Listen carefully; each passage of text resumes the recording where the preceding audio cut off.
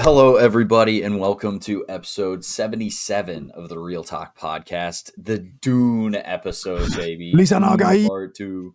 Lisa Nagaib. Massive episode today. Shout out Denny, shout out Dune. We'll be talking that for the bulk of the episode. We do have some movie news, some trailers to go over, and then we will be ending it with some lovely movie Jeopardy fast money again. And we did this for a real quick game. But figured put it in a real episode just to, first off, add a little bit of time and a fun game. But second off, get some more eyes on it so we can have some feedback on people like it. Yeah, I saw mostly positive feedback. I did not figure out how to get like a graphic, so that'll be a future problem. But we'll figure that out. And then hopefully that just makes it even better because it was fun, and I think this should be just as fun. First off, shout out our executive producer Stefan Johnson, an absolute king. Was in my like live streams all the time when I would stream on Twitch more frequently. I need to get back into doing that because I'd play with him and stuff. I'm a big fan of Stefan. But yeah, a lovely episode. Of course, we have everyone here, which always feels great because it doesn't happen as often as we'd like anymore. But Seth, George, Tyler, how are we? George, how have you been? I've been great. I mean, much like you guys, I've been consumed by Dune all week. So it's Dune. No, you're a different level, George. Yeah, it's the only thing I'm tweeting about, the only thing I'm posting on TikTok about, the only thing I'm thinking about. I've seen the movie and I've still watched the trailer a bunch of times because I just need to watch the brilliance of Greg Fraser. But no, I've been good otherwise. I worked from home all week just because still in a little bit of pain, but I'll probably be back in the office next week on my like normal schedule. So get back into a usual routine. Pouring rain yesterday in the city, so kind of just stayed in, relaxed. I started reading Dune Messiah. I'm a big reader now, in case you guys wanted to know. Good book. But yeah, other than that, not really. Mostly just consumed by Dune all week. Good. All right, Seth, how have you been? Good. Pretty good. It was me and Anna's anniversary last night, which was nice. Dude, I love that you posted a picture of your dinner and not of Anna. I don't think I've posted one photo of Anna before, but I don't know. It was good. We went for a nice like Sardinian meal. It was nice. Was that like a seafood pasta? I couldn't tell from your yeah, so it was seafood. It was really nice actually. So, it was this really like busy, well-known Italian place in the center, or Sardinian place, should I say? Just like all different types of fresh pasta and stuff like that. It was like, so mine was shrimp, squid, I think, and like this kind of tomato basil. It was really, really nice. And then Anna had like shrimp, squid, octopus, pasta in a boiled in a fish broth, and I think that's too much fish. I'll be honest. That sounds delicious. Delicious. No. It's one of them where it's like nice, but you have a few bites and you're like, I feel like a fish right now. You know what I mean? That's kind of what we're getting at. But that was good for real. Yeah, true. So shout out Anna, 5 years with me. Can't be easy. And yeah, week wise, pretty busy. Pretty like busy week this week, same as next week. I'm actually I'm going to London next week, then London the week after, then London the week after. So just back and forth all the time. It's too much London. All movie stuff. Yeah, next week it's Joe HG Joe's birthday, so going down to have dinner with him and a night here with him. I will be leaving early to go back to the apartment to watch UFC. Sorry, Joe, just getting out there. Sunday. Cam, Tyler, and I weren't even invited to begin with. Yeah, it's kind of whack. That's actually whack. Fake. I'll get you +1. And then on Sunday we're doing like a Oscars like watch party thing. Is the Oscars that close? I know, it's crazy, isn't it? I didn't realize either. I was like, what? Fuck. This week? I know. Whack. So yeah, Oscars watch party where I have to dress up as like someone from a 2023 film. Still not decided yet. I might just pull out the Wonka, the Oompa Loompa costume. Yeah. You know? I've already bought it. Week after I have like a Netflix event on the Friday, just like what's coming to Netflix. Should be cool. Don't really know what it is. And then we're going to see Return of the King at the live orchestra, whatever, which I'm fucking. Oh, I forgot that was coming up for you. Oh, just. I'm so man. jealous. That's at Roy So, Robert. Yeah. So so excited. And then in July, I'm seeing the first European premiere of Spirited Away on stage as well, which I'm really excited for. First time they brought it to the UK, which will be amazing. But yeah, just a lot of plans, lots to plan, lots to do. But a good couple of weeks coming up, I say. Awesome. That sounds wonderful. Go to the Netflix thing and just start booing everything they put out because it's all for real. It's all gonna be shit. Other than and then just stand up and applaud Hitman. Because I think that's all they've got this year. Hitman. I was literally just saying to Sophie like a couple days ago when I saw her for Dune, I was like, I cannot wait for Hitman to drop. Like I need to rewatch, and I can't wait for everyone to watch it. Yeah, I'm excited for it, definitely. Yeah, just boo it all because it's gonna be awful, I'm sure. Tyler, how are you? Doing well. Still tired this morning, so when Seth said he's gonna see Spirited Away on stage, my mind immediately went to Spirit, like the horse animated movie with Jake Gyllenhaal as a voice actor. Probably would have slapped too, but yeah, Spirited Away probably a more magical experience. But been good. Was just telling you guys before the pod yesterday, started feeling a little sick, so I feel like we're on the front edge of a cold coming, which is never fun. Feeling really like phlegmy right now and sore throat. So trying to chug some coffee and some water and some electrolytes, try to ease things up for the pod. But yeah, so being sick's never fun. Did a bunch of yard work yesterday, weeded my yard. That's always a blast. But other than that, the week's been pretty good. My friend from college, who also lived with me for a year in Texas, visited me. So same thing Cam did with the whole bachelor party during the weekend. So come like a day early and hang out before heading up to the Scottsdale bachelor party. So we had a great time. We played pickleball. We went to a casino, and casino story, like we both did pretty well. And then I had $40 and we were going to go cash out. He made like 200 and I had like 40. And then the line to cash out of the casino was so long. I was like, I just got like $40, like whatever. Like there's a long line. I'm just going to go to a slot. Let's throw it in there. Went to this random lobster slot, won like $440 on like a random spin. So I was like, oh shit. Okay. It's huge. Yeah. And it's like, that's a lesson to all casinos and all workplaces in general. If you would have had a more efficient operation, you would have saved some money. Cause I only went because the line was so damn long. I'm like, whatever, let's just stay here for 5 more minutes. So yeah, good day at the casino. But then I've been watching a ton of movies this weekend, working on stuff for the Trivia 10. And yeah, right now I'm just kind of just hoping that I'm not about to get sick, but got a big week this week to get prepped for the following week where I'm heading on a work trip for a whole week. So I want to get some TikToks filmed and then have a lot of stuff I want to test out with my laptop because it's been broken and I always record the podcast on this desktop setup. But since next week I'm going to be on Sunday during the Oscars, I'll be on my work trip. I want to figure out a way to like make sure I can record from there, edit it, like upload it because I think what we're going to plan on doing is like record like half the pod on Saturday, like I don't know, Kung Fu Panda review or whatever. And then like Sunday, maybe do like a little segment on like the Oscars to snip into it. So we'll see how it goes. But yeah, also daylight savings, I think is next weekend. So how do you guys feel about daylight I don't savings? even know. I know Seth, is it like a week or two different for you guys? Like you switch later or do you also switch next weekend? I can't even remember. I think it might be later. I can't even remember. It doesn't like just passes my mind. Fake.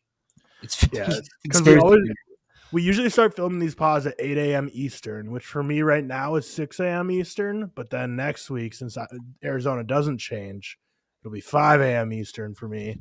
Yeah. So we're back to the real grind again next week, waking up super early. But yeah. I also kind of enjoy that because I love like recording these pods for like 3 or 4 hours, and I'm like, all right, not even 9 a.m. yet. So I got the whole day ahead of me at this point. But yeah, I'd prefer that in some way. Yeah.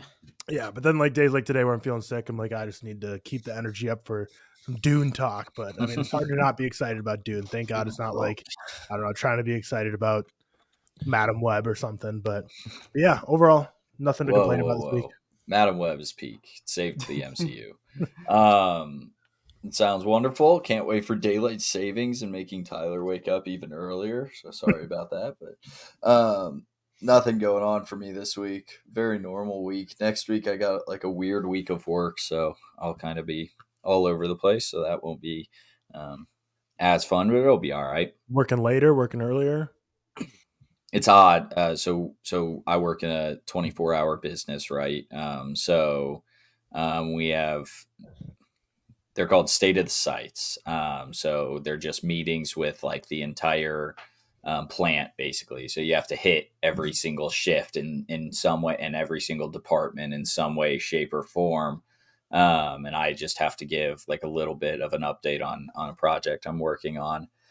So I'll be in late, in early, come back a little late, like work 4 hours, come back late. It'll just be weird because I have to just mess with my schedule to hit every single. The really sucky thing about that is you have a long ass commute, don't you? Yeah, I got an hour commute.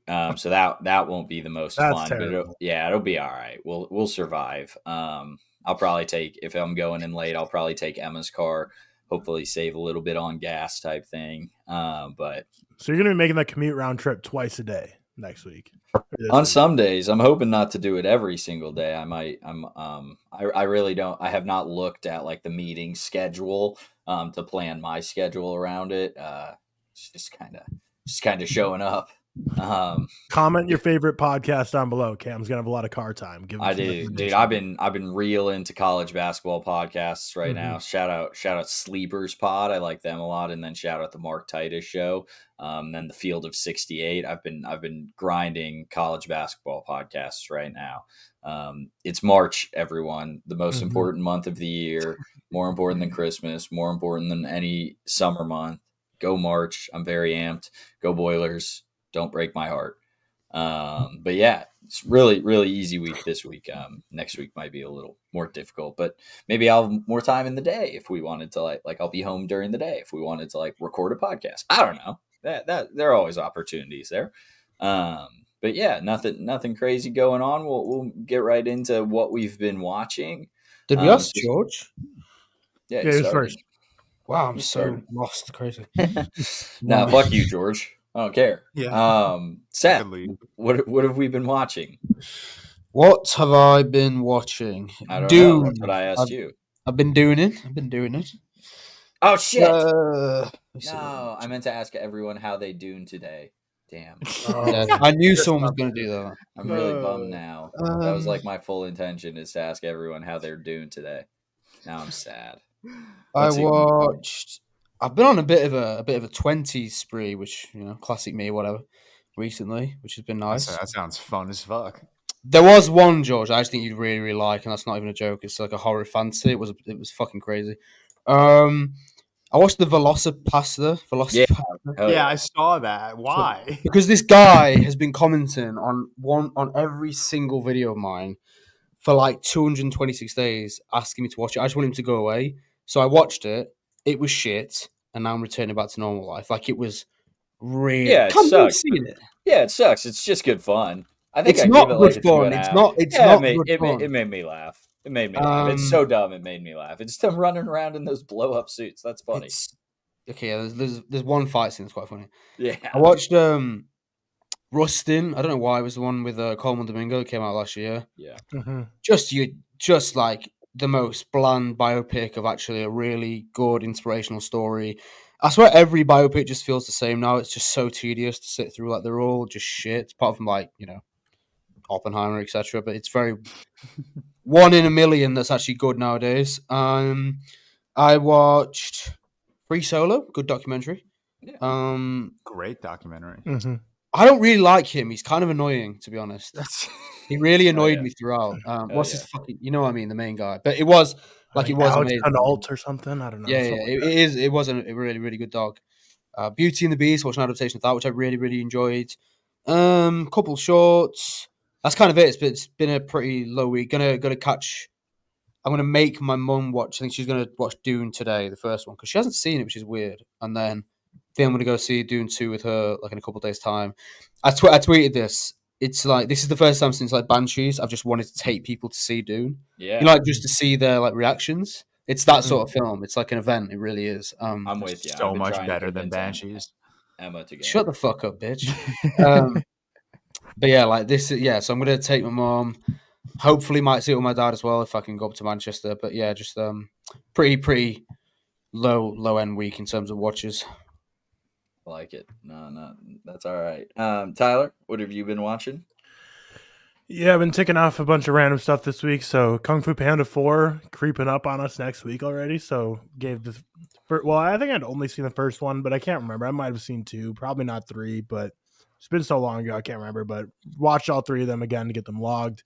To get ready for KFP 4. Does that come out for you guys this week?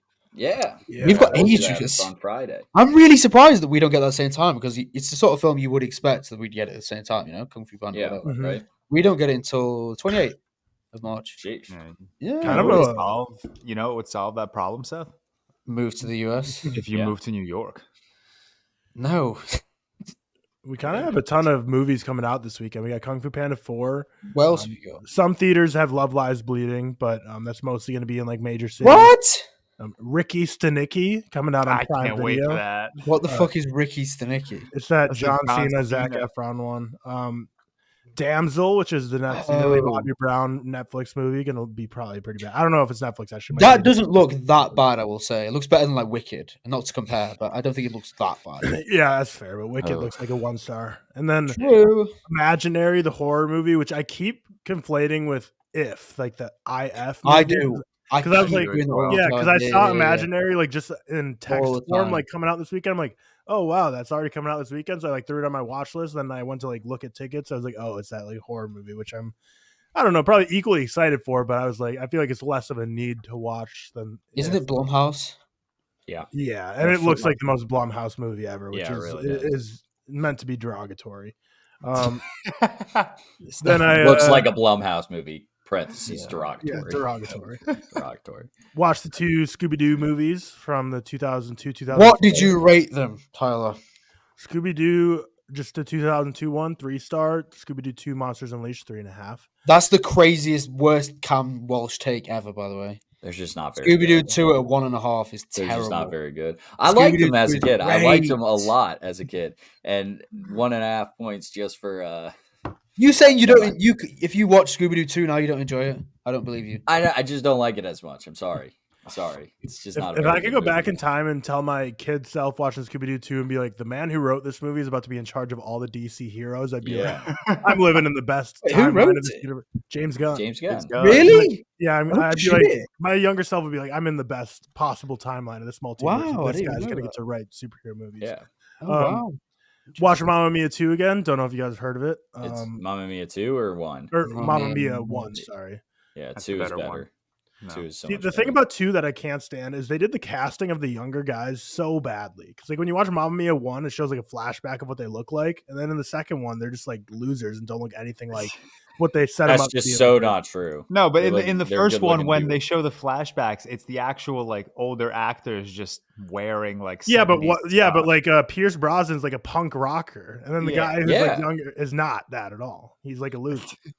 And younger Harry is such a dork. It's But awful. It's an awful take.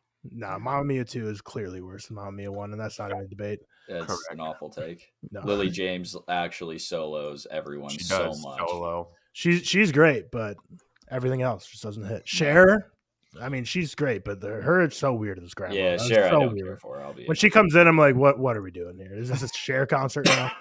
Cher, I don't care for. I'll admit. Yeah. And then Tenet, rewatch that in IMAX 70 millimeter. I wanted to immediately watch it the next day again. I was like, it's just so crazy how good that movie is. It's a clear 5-star for me. I had such a blast with it. It's seeing it in 70 millimeter too. I was like, and then right when the credits so hit, Travis Scott with Ludwig Göransson starts hitting. It's like, damn, this movie is just. Do you have a 70 millimeter, you Tyler, or is it like a bit of a drive? It's like 35 minutes, so it's luckily not really too close. bad, There's yeah. only like 14 in America, so I'm lucky in that respect. Like 2 here. Yeah, it was banging. We were probably like one row closer than we would ideally want to be, to the point where we were like fully leaning back and like fully immersed. But good times. Watch The King of Comedy. Might be my favorite Robert De Niro performance ever, to be honest. I think it's like one of 2 for me. It's so good. It's so good. The House Bunny, which someone commented on my letterbox like, what are you watching? Like trying to insinuate you're watching like horny movies. I'm like, there's no way you don't know what The House Bunny is. Like that's like I don't know what the House Bunny is. Oh, Really? that's a It's a very iconic Emma movie. Stone is in that movie, right? It's like one of Emma Stone's first movies. No, genuinely, I've never heard of that film in my life. 2008. No, I'm sure everyone like me and George's age would know that movie. Like if you just said what the fuck. I've never seen this film. A Few Good Men will be our real Patreon review on Friday. Also watch Apollo 13, which is just a classic. Like, look at this mission and all that went wrong, and how can we learn from this to do problem solving in stressful situations. But fun movie, good movie. Spaceman on Netflix, awful shit, terrible movie. Gave it 1 star. Very generous. Could have been a half star. You are. I was gonna say you are by far everyone I see is like 2.5, 3 stars, and I saw Tyler 1 star. No, there's a lot of 1s on mine. To be fair, as well, like a lot of people on mine are hating it. To be fair, there's a few 3s actually. I also didn't realize it was a straight to streaming movie. I thought everyone was like going to the theater for this. Well, it was like released in theaters like last week, so there's like a week of theaters, but yeah, like pretty much straight to streaming. Paul Dano, I love him, but wanted to like claw my eyes out because he was just a voice actor in this, but. He just kept calling Adam Sandler skinny human, which kind of hilarious to call that Adam Sandler skinny human over and over. But it's so he says it, and I'm not exaggerating, probably 72 times. And by the time we got to like number 7 of him calling him that, I wanted to die, and it just kept going. I almost turned it off so many times. Is it like Mark Ruffalo in Shutter Island?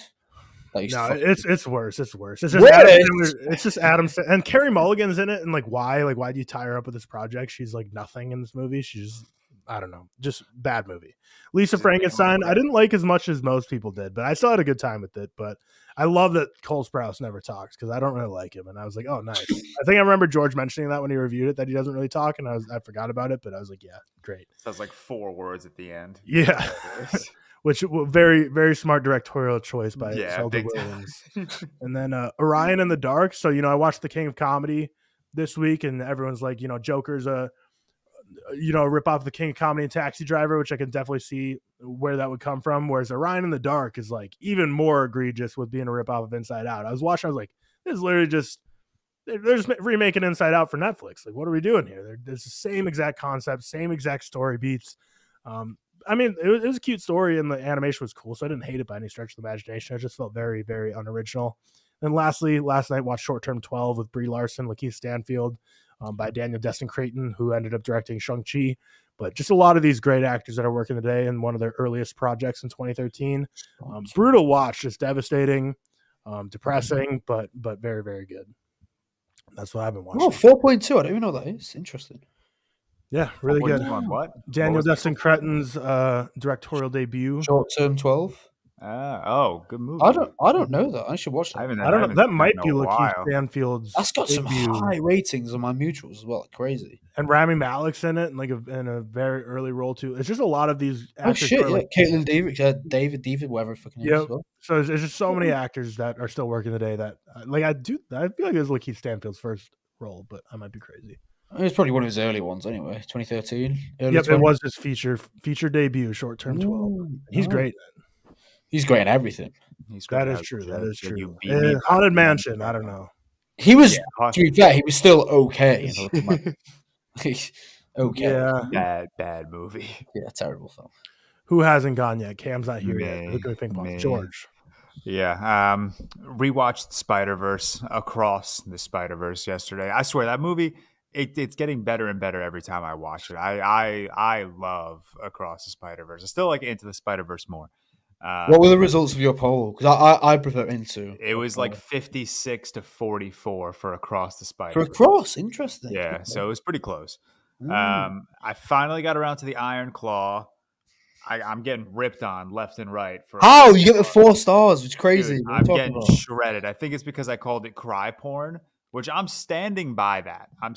Bad, horrible fucking take, but that's. I don't think it's a bad take. Here's the way I saw it. Okay, it is a heartbreaking, tragic story. Nothing I say will take away from that. I read up on it after I watched the movie. It is a miserable story. The movie touches on all of these brothers in like a very surface level way. I agree. Where like the emotional beats just didn't hit for me because I just didn't have enough time with them. They're too fast. Like, they're too jump. It's like when the first brother died. Yeah, spoiler real quick. So if you haven't seen the Iron Claw, just skip ahead for like 5 minutes. like when David died, the first brother that passed away, it came out of nowhere. He threw up in a bathroom. You were like, okay, something's wrong with him. And then like the next scene, his dad tells Zac Efron, your brother David died. And I'm like, okay, that kind of happened really fucking fast. And then Kerry, we're with Kerry for like maybe 20 minutes because he doesn't show up for like a half hour into the film. So we're with him for like 20 minutes. We're not even with him all that often because obviously Zac Efron is the one moving this narrative forward. And he's drinking. I'm going to go out on a ride, and you just know something's going to happen. I will say, when he walked into the kitchen and it's the reveal that he lost his foot, me and Victoria both were like, what the fuck? But like, I don't know. None of the emotional beats just like hit me because I don't think we spent enough time with these brothers to like truly feel something. No, I agree. I think it's like which is why I called it cry porn, because it just seems like this movie was just giving us sad scene after sad scene for the sake of just making me cry. I think you should. Obviously, I think you should shut up, man. You should shut up. Man, I will say, I'm happy you love the movie. I think you should shut up. I think you're a 4-star. I cannot believe you have this over Spider-Verse. I truly cannot. That's the one. While I was watching the way I take it, while I don't disagree that it's a very abrupt death for the first one, but I think it's more from, in my opinion, from I can't think of anyone's Zac Efron's point of view, and that it was just such an abrupt death for him. Like he had just seen his brother and he was going overseas. That's the way I took it. It hit me. Do you not think it would have been more efficient though? Like I think if you're going to do a story about a real life tragedy, add in every single one of the brothers that died and make it a 3.5 hour film. Like, I'm not arguing that it should have been longer. I loved every second that was like, I didn't love it because it's a very sad story, but I loved every second that was on screen. I don't disagree that it should have been longer. But I think just the way that they handled it was good for me. Yeah, at the end of the day, you need a movie to get made too. Like if they said, you have to cut it out. Yeah. Because if they wanted true cry porn, they could have just added in the extra. I just think it's weird how a whole other brother committed suicide and they put two of the stories into one brother and didn't even mention him. I think that's quite sad, to be honest. I really do. And I think if you're going to do a film about a real life tragedy that's so horrific, and again, I still thought the film was great, don't get me wrong. I think you need to dive into it in a true and emotional way. And I think you kind of have to disregard almost box office numbers. But I do get what you're saying. I think the films need to be made. And I think that, they're going to struggle to push it out. It's a weird one because whatever way you handle it, it's going to be pushed back slightly. I still thought it was great, though. I thought it was really good. Yeah, listen, I gave it a 4 stars. I thought it was a good movie. I'm not saying it's a bad movie. I'm just saying all of the 5 stars. Fuck you, man. Fuck you. That's what I think of that. I cannot believe you have this over Spider-Verse. I'm the Oppenheimer, bitch. I had a pretty big week of like not disliking, but just rating universally loved films lower because Seth, I don't know if you saw. Yeah, you fucking little bitch. Yeah, now this is Cam's go. Now it's Bully George time. Bully George time. Yeah, but he did mine worse, Cam. Actually, it's fair. I don't love thing as much as you love whatever, but still disappointed. Yeah, Petite Maman. I even said in my letterbox review, like I was just disappointed.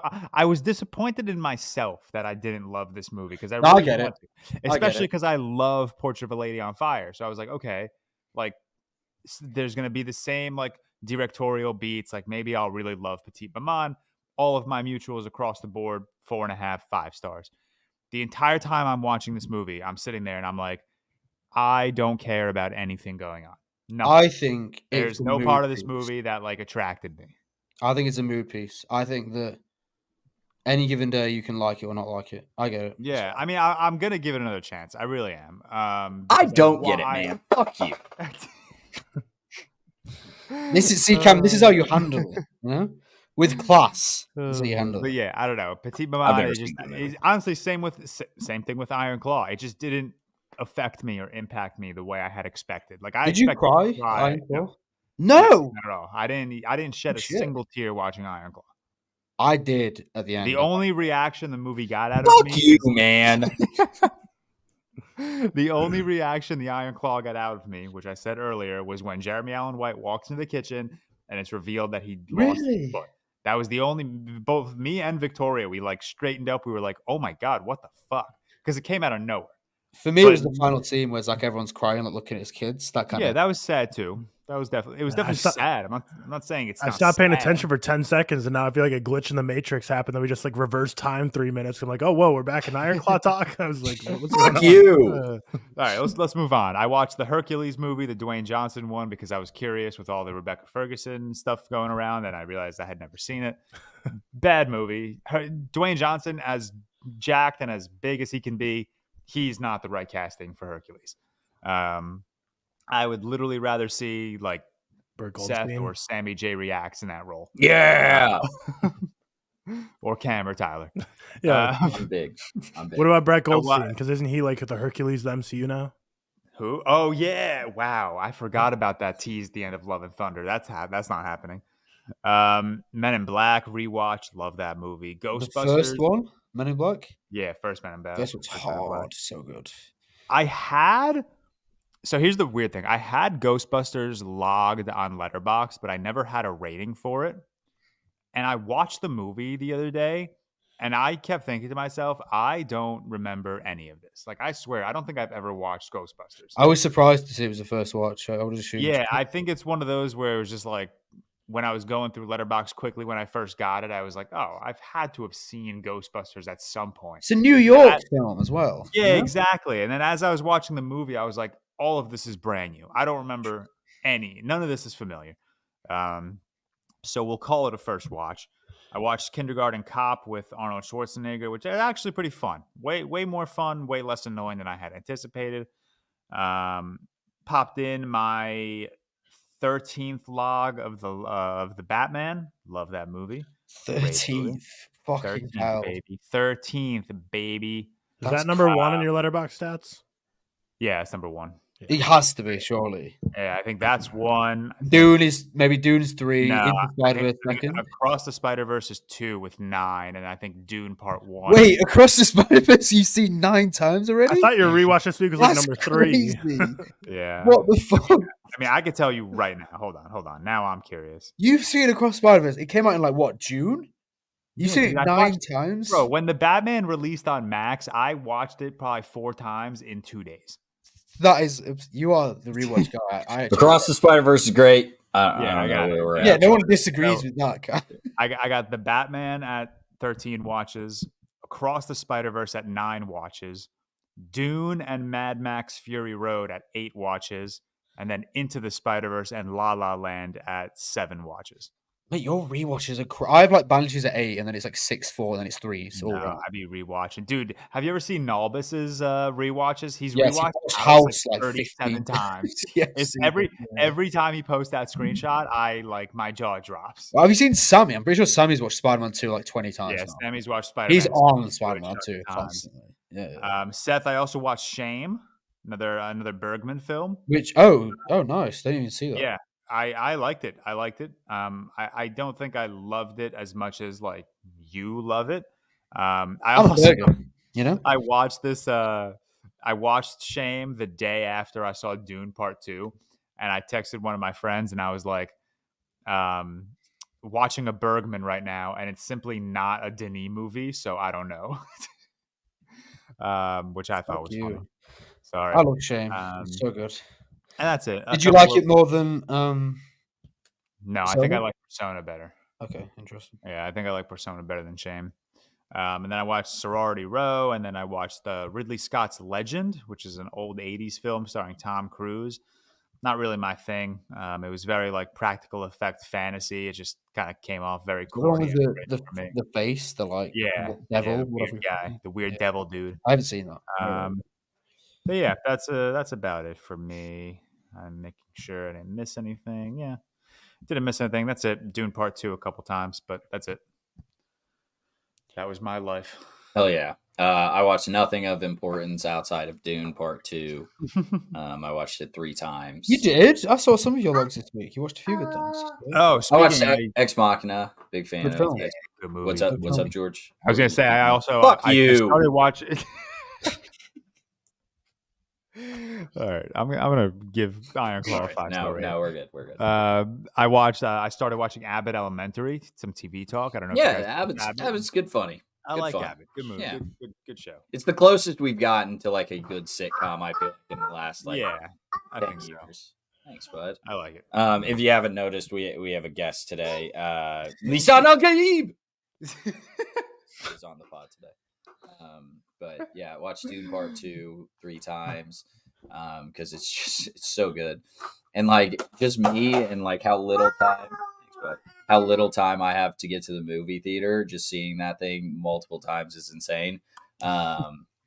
I watched Ex Machina, which I liked a lot. I didn't love thought the start was awesome. I thought the middle was fine, and then I thought the end again was fine. I wish it was really better. Oh shit! I liked the end. I didn't love it, but 4-star, like an 82 out of 100. I watched Super Mario Bros. Movie again, just because Emma and I were cleaning the house, and it distracted Bailey enough to let us get some work done. It's not a bad enough movie. It's a fine movie. I give it 3.5, and I don't hate that score. But yeah, that's really the only like watches I've given that are somewhat important at all. But we'll move right into Dune Part 2 because, as mentioned, it's the best movie fucking ever. So we're gonna really dive into this thing. We're gonna go through the movie beat for beat, but we'll start like non-spoilers, but I feel like non-spoilers, we're all going to say the same shit. I'll start with Mr. Tyler, and we'll go Tyler, Seth, George, myself, and I don't even know if I'll say anything in non-spoilers. We'll just maybe move right to spoilers, but we're all just going to be glazing. We're going to be still guarding this shit. So Tyler, what are your Dune Part 2 thoughts? Oh, wait, first, actually, my mistake. Let's the synopsis. Yeah. I got it pulled up. I'm ready. Dune Part 2. Paul Atreides unites with Shani and the Fremen while seeking revenge against the conspirators who destroyed his family. Bubba, what's up? This is bad podcasting. Cut this. Here, mute yourself. I got the synopsis. All right, perfect. Dune Part 2. Follow the mythic journey of Paul Atreides as he reunites with Chani and the Fremen while on a path of revenge against the conspirators who destroyed his family. Facing a choice between the love of his life and the fate of the known universe, Paul endeavors to prevent a terrible future only he can foresee. Which, yeah, makes sense as a synopsis, but also, like, just reading that, I don't know. It just makes it almost sound like way more of, like, there's a lot of romance in it, of course, with Timothée Chalamet and Zendaya, like, you know, him deciding what path he wants to go down. But I feel like that synopsis makes it seem way more of a romance than this epic sci-fi fantasy that ends up being. But I mean, Dune Part 2, at the end of the day, like, I had such a blast with it. Went with Riley to see it in the 70 millimeter IMAX, which was just a crazy experience. First watch for her, and Dune 1 was like a 4-star, maybe even 3.5. She just felt like it didn't feel like a complete movie. It was felt it was a little too slow for her. And then Dune Part 2, immediately walking out of the theater, she's like, yeah, it's a 5-star. So people, because that's not an uncommon opinion either. A lot of people I've seen, say, Dune 1 is a little slow, a lot of world building, maybe it feels like just like one big setup movie, which, I mean, I can see where a lot of that would come from. But Dune Part 2 definitely has so much more action. The action comes hot and heavy. Still very complex. There's a lot of world building that has to go on. But Dune Part 2 has so many high stakes action scenes that definitely will leave you not wishing that, you won't walk out of this feeling unsatisfied if you felt like Dune 1 was lacking in action. I will say I feel like the ending is a little, still kind of feels like a setup to something else greater after it as well, but feels more of a complete movie to me than Dune Part 1 did. But I mean, this movie is just electric. The score is great. Hans Zimmer does some great things here. Greg Fraser with some awesome cinematography that, from the trailer alone and the stills that were released from the trailer alone, we knew that there's going to be a lot of stuff cooked up, but I don't think I was quite ready for what I was expecting, especially just right when the movie starts and you're on, it's just basically the orange hue goes crazy and you have that initial fight scene. Like, this movie just drops you in right away and gets things started and doesn't let you go until the 2 hours and 30 minutes is done. I think the performances across the board, brilliant. Loved Austin Butler's Fade Routha. Zendaya got so little to work with in the first one. I think she got so much to work with in this one, and I thought she was great. Timothée Chalamet, I think this might be his best performance ever. He's so fully invested into this role. But everyone, I mean, like Javier Bardem, Léa Seydoux, I guess Christopher Walken didn't really love, but everyone else, I'd say, did great in their performances. But yeah, I had a great time with this. I will say And I don't know, I think maybe the screenplay might be the culprit here, but I will say Dune Part 1 to me felt like it had a little more rhythm. It felt like it had a little more jazz. It felt like to me it flowed a little better than Dune Part 2. I'd say overall I enjoyed Dune Part 2 more than Dune Part 1, but just because I think the action scenes are more exciting and the emotional climactic moments of this movie can't be understated enough. But I think Dune Part 1 just had a little more ebb and flow to it. I feel like it was a little more cohesive and flowed a little better than I thought Dune Part 2 did. In terms of my rankings of the two, they're like neck and neck for me, honestly. Like if I have to rewatch both of them, but I might like Dune Part 1 like an inch better, but right now I'd say Dune Part 2 is ahead, which I feel like it will be maybe the uncommon take of this pod. But for me, it was still a great time. It's a 5-star right away. I mean, it's a boom, ReelTok Collection right away. So, I mean, look, we're just going to glaze out. Listen, Gaib. I will say Bailey didn't like speak once during that entire thing. So shout out him for only talking when I talk. Oh, sorry. Seth, yeah, it was you. Yeah. I don't know, man. Just amazing. Had a great time with it. Loved it. Just blockbuster on just this fucking unfathomable scale. It's so big and bold and ambitious, and it is like I think George said this as well as me on our reviews. It's such a overwhelming like sensory experience that it just hits you from every angle. I think the cast is fantastic. What I liked about this one as well, it felt, I love Javier Bardem's character. He offers like this comic relief, especially in the setups within kind of the first hour, which I loved. I think he's absolutely fantastic. I think this has the same sort of sense of impending danger as the first, where it feels like something is always happening. It feels like tragedy is just around the corner, whilst also building up with each individual character and giving them kind of a pathway and a fate as well. Especially with Timothy, obviously, we'll go into spoilers how, that man just whatever. But I also agree with Tyler. I think Timothy Chalamet, like, it's fucking hell. Also, can we stop tweeting like, oh, Timothy Chalamet, wow, never knew you had this in your. But no, you. Yeah, everyone that they didn't understand or they weren't familiar with Timothy Chalamet's game. Fuck you, idiot. He's been around now. Like, this isn't a new guy to the scene. Like, I will say, multiple Oscar nominees. Yeah, and he's like, it's not even like he's like a small name. He's like a big, huge Hollywood name now. He was just fucking Wonka. What are we talking about? Dude, Wonka. He's worked with Wes Anderson. He's worked with Christopher Nolan. He's worked with fucking Greta Gerwig. Like, he's been around the block. Yeah. Like, bro, it's not like they just pulled some white boy off. Interstellar is like one of the better performances of anyone under 30, like, ever. No, like, 7 years ago. Yeah, right? That's insane. What are we talking about? I will say, I did look it up just for a tangent. Youngest Oscar best actor winner coming for Dune Part 2. No, I don't think he will. Is he younger than Adrian Brody was? Yeah, he's 28. He's 28 right now. What was Adrian Brody, like 30? 29. 29. So I don't know if it counts when you win the Oscar or when your performance was. I assume it's when you win the Oscar. I assume when you win, but even if he were to win, he would be 29. So yeah, at least be tied. But yeah, like, that award. Yeah, true. I think that a lot of people have said it already. I think this is like a once in a time, a one of a kind kind of event experience. It really does kind of bring people together. I love that, and I think that a lot of the talk online, we've all seen it about Denis' imagery online, about how he doesn't know how to compose a shot. I disagree entirely. I don't think that he's the best visual filmmaker out there, but I think the scale and the ambition that went into this, especially working with Greg Fraser, I think he has a knack of having these, yes, wide angle shots, whatever, but I think they work really well. I think the close-ups feel intimate and feel personal, and I think that he does it on such a great level. I think this whole film is just, I truly believe it's like a generational kind of sci-fi. It is like an instant classic. Fate, sacrifice, humor, romance, love, whatever. And I went in with such high expectations after the first one, because I only watched the first one again 2 weeks ago, I think, in IMAX. So obviously I was kind of fresh off the bat of watching it again. I went in with such incredibly high expectations, and I think it surpassed them. And I think that it's similar to like with Across the Spider-Verse. It is so hard to match the quality of a first film that I think is such an impact. And a bit different, because just to spoil whatever, I do think I prefer Dune 2 a little bit more, whereas Across the Spider-Verse, I prefer Into the Spider-Verse, whatever. But I think it's so hard to match that, not only cultural impact, but also success with its film quality as well. And I was a little bit worried of where they would go with this. And yes, while, the criticism there, it's a setup film, I think, who cares at the end of the day? it's going to be like that. Realistically, most sequels are setups, whatever. And I think this works as a complete film.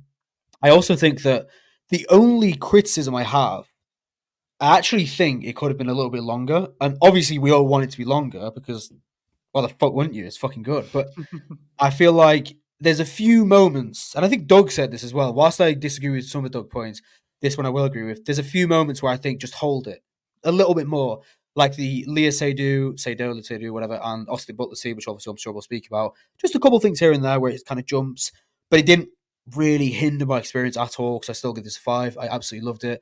Went with Anna. She gave the first Dune a 4.5.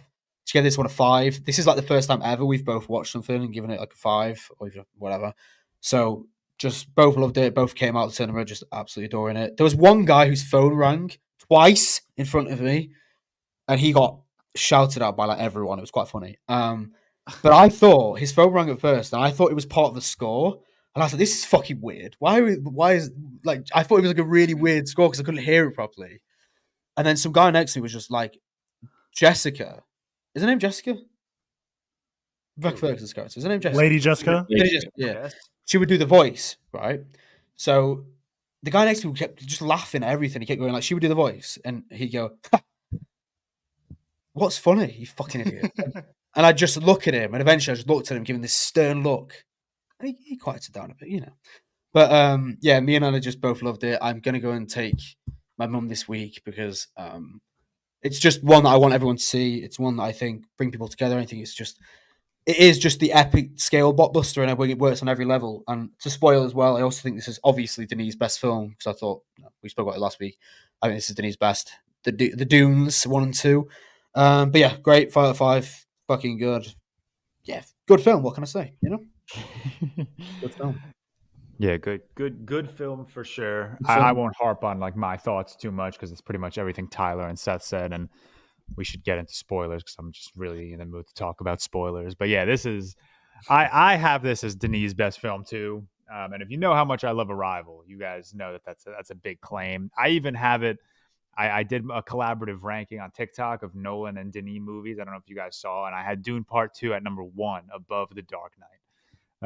That's how much of like an imprint. That cannot be understated how crazy that is for George. Yeah, that above Arrival and Dark Knight immediately. That is crazy. That I also think it's the impact. I have it above Oppenheimer, so I also think it's the best. I think I would take this. This is I feel like I've been saying this a million times over the last week. This is like, I feel like Denis made this movie, and while he was making it, he was like, this is for George Carmi. Like, this movie is for him. Like, I feel like he said that while he was directing Timmy or something. Because this is just, it's me. It's like, it's perfectly, this is everything I grew up loving about film. It is just this massive, epic science fiction blockbuster. It is beautiful world building. I love all of our characters. Greg Fraser fucking popped off. It is unbelievable how many losers on Twitter are saying that the visuals are bland or something. Because this movie is just gorgeous to look at. I don't know. I think I don't like, how do I word this like politely? I don't know. I don't like a lot of people. I think comparing it to The Empire Strikes Back is weird. Even though I'm doing it left and right. But like, sure. This is like this is truly the conclusion of the Dune story. Dune Messiah, like I told you guys, takes place 12 years later. So it's a very massive time jump. Whereas when like Empire Strikes Back ended, Return of the Jedi was like a week later. I think it's like culturally, isn't it? Like impact wise, I guess. Yeah. That I can understand. I do hold it higher than Empire, I think, at this point. I think this is just, it's one of my favorite theater experiences. It's one of the biggest blockbusters I've had the privilege of watching at the Lincoln Square IMAX theater. I think Denis is just operating on another level that just cannot be understated. It's going to be beautiful watching Nolan win Best Director this year and then Denis winning Best Director next year. That's just, it's almost as if they're making movies specifically for George Carmi, you know? But I'll leave it at that for Cam to give his thoughts. Then we can. You need to get a sandworm tattoo or something now. So dude, I was. I would actually get a Dune tattoo if you did. You know? I was literally thinking about it the other day. I was like, I think I need a Dune tattoo. Like maybe either. I don't know about a sandworm. I like. Okay, I'm in a predicament. I like Fear is the Mind Killer, but I also like do not like tattooing words. No, like, I agree. Much rather. Yeah, even though I have the word Vienna on my body. But I would much rather like I don't know, like literally a sandworm wrapping around my arm or something. Or cool. Timmy's face, you know? Or Timmy's face. Get a Muad'Dib, a little rat. Mouth. Yeah. Oh, that's hard. To be fair. No, I already have a squirrel. I can't have two small animals. Put it next animals. to it, you know? Then I'd look like I'm obsessed with small animals. I mean, small animals are great. Yeah, well, who isn't, you know? But I don't know. I've been thinking about a Dune tattoo for a while. Maybe don't let me get there first, George. You won't want. You probably will get there first. You at the rate you get tattoos, you will get there first. Yeah, you're not wrong. To be fair, Cameron. Yeah, I don't know if I'll even give thoughts other than this is the best fucking movie ever. Also, I've been swearing a lot, and I know my dad. I was going to say your kid is right there. Well, now he's moved over there. I mean, he doesn't retain words at that rate, which probably should cool it a little bit. Cam, did Emma watch the movie? No, dude. Oh, okay. I was gonna say, is this the first movie where all of us and our significant others gave it a 5 out of 5? Victoria give it 5? Emma would give the first Dune a 1/2 star, and maybe this one a 1. Has she seen the first Dune?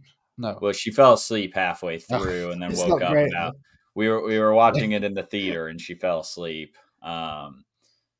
Yeah, so she's seen like 3/4 of it.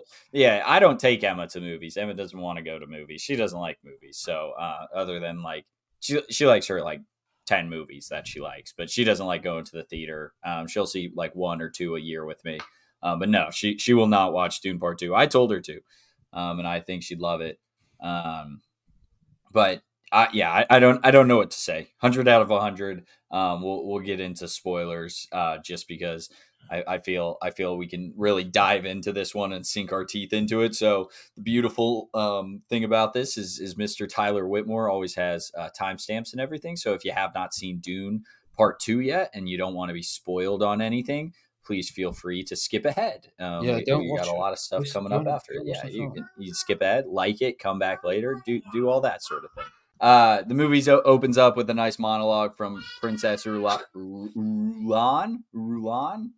Is that how we pronounce it? Florence Pugh's character, Rulon.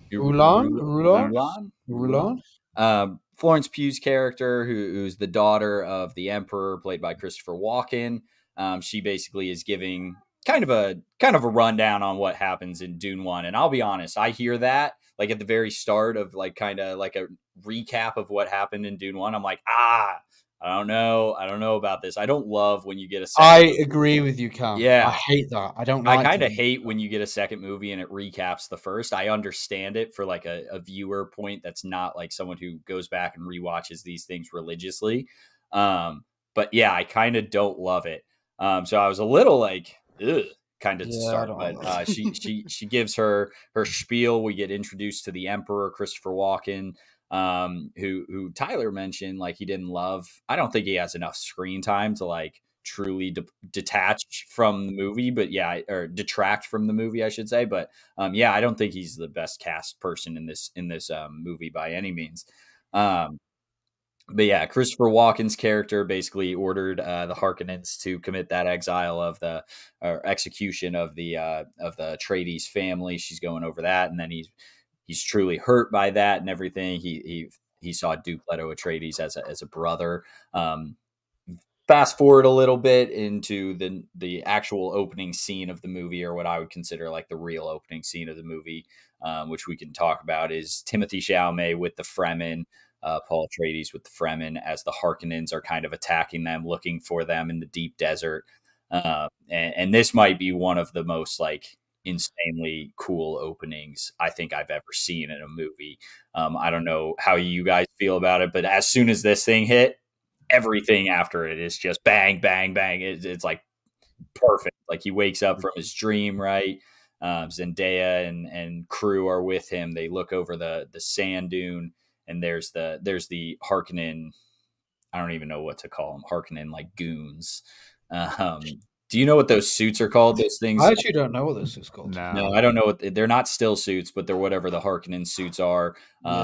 They are looking for the Fremen out in the desert, and they basically ambush the Fremen. The Fremen go back and hide. They start the Thumpers to call a sandworm. And this, when you're like, oh, hell yeah, we're going to get a really awesome sandworm scene right now. The Harkonnens fly up to the top of the mountain, basically shoot out, which, by the way, these guns are so overpowered. Way overpowered. One sniper rifle takes out an entire ship, which is just absolutely crazy. But they fly up to the top of the mountain. They destroy the Thumper. So you're like, all right, we're not going to get a sandworm. And then you kind of don't have a score playing during this scene. Like you got some sort of looming score, but it's mostly quiet. And then they basically get sniped out of nowhere. And then it's a just silence of bodies falling right next to Timothy Chalamet. The sound design on that scene in the IMAX theater was like getting punched in the chest. Yeah. Every shot of the sniper, and then like when they fall and hit the ground, I like jolted a little bit. Yeah. I was like, oh my God, I feel like I just got punched in the face. Yeah. Did you guys have like physical reactions throughout this film? Like a little. Oh yeah. Oh, I kept having them, and Anna said to me after, she was like, why did you keep moving like that? I was like, I don't know. Yeah, exactly. It's absolutely insane. Even the Thumpers, every time the fucking Thumpers it just runs through you, doesn't it? It's like enters your brain. It's strange. Yeah, and I don't know what they were doing, but anytime like they punched the sand, it sounded like the Thumpers. Yeah, it was just like the sound. Yeah, they've got some power, because they're just punching, and that noise is right? Crazy. Exactly. So we see this Timothy Chalamet and Rebecca Ferguson are kind of on the ground as bodies are just hitting. And then Timothy gets like a small action scene, takes one out, and then Rebecca Ferguson brutally murders one with a giant rock. Just multiple times. Yeah, just awesome. And that's the way you can do like mature PG-13, I feel like, in the sense like no blood or anything is seen. You just kind of, but like you can feel the weight of a kill in that instance. The Fremen steal the water from these Harkonnens, which it's kind of gross. Kind of gross, right? Just like stealing. I mean, the whole film's kind of gross. Like, dude is fucking weird. Yeah, and you hear about it, right? You hear about it in the first of like, we should take their water. You don't really know what that means, and then this, like you see them taking the water, which is just like, it's like, that's a little. I love that they made Jessica throw up, because that's how any outworlder would react to watching, knowing that that's what you've been drinking. That's gross. And then Stogar was like, don't throw up. As if don't waste that shit. Yeah, don't waste that shit. Like, dude, she just watched you guys take water from a dead man's body that you're expecting her to drink. I love Javier Bardem in this film. He's so good. He's so funny in this. He just offers that much needed comic relief, which was meant to. Yeah. So funny. Listen, Agaib. Yeah, every time it's as written or the ultimate. People think we're Glaze and Dune. Javier Bardem's the ultimate Dune glaze. Every time Timothy Chalamet talks, he just glazes. I'm sure we all like to say, I'm not going to say but there's one like moment, one particular glaze scene, which genuinely made me laugh quite a lot. Yeah, which one we'll get into. We'll talk it for sure.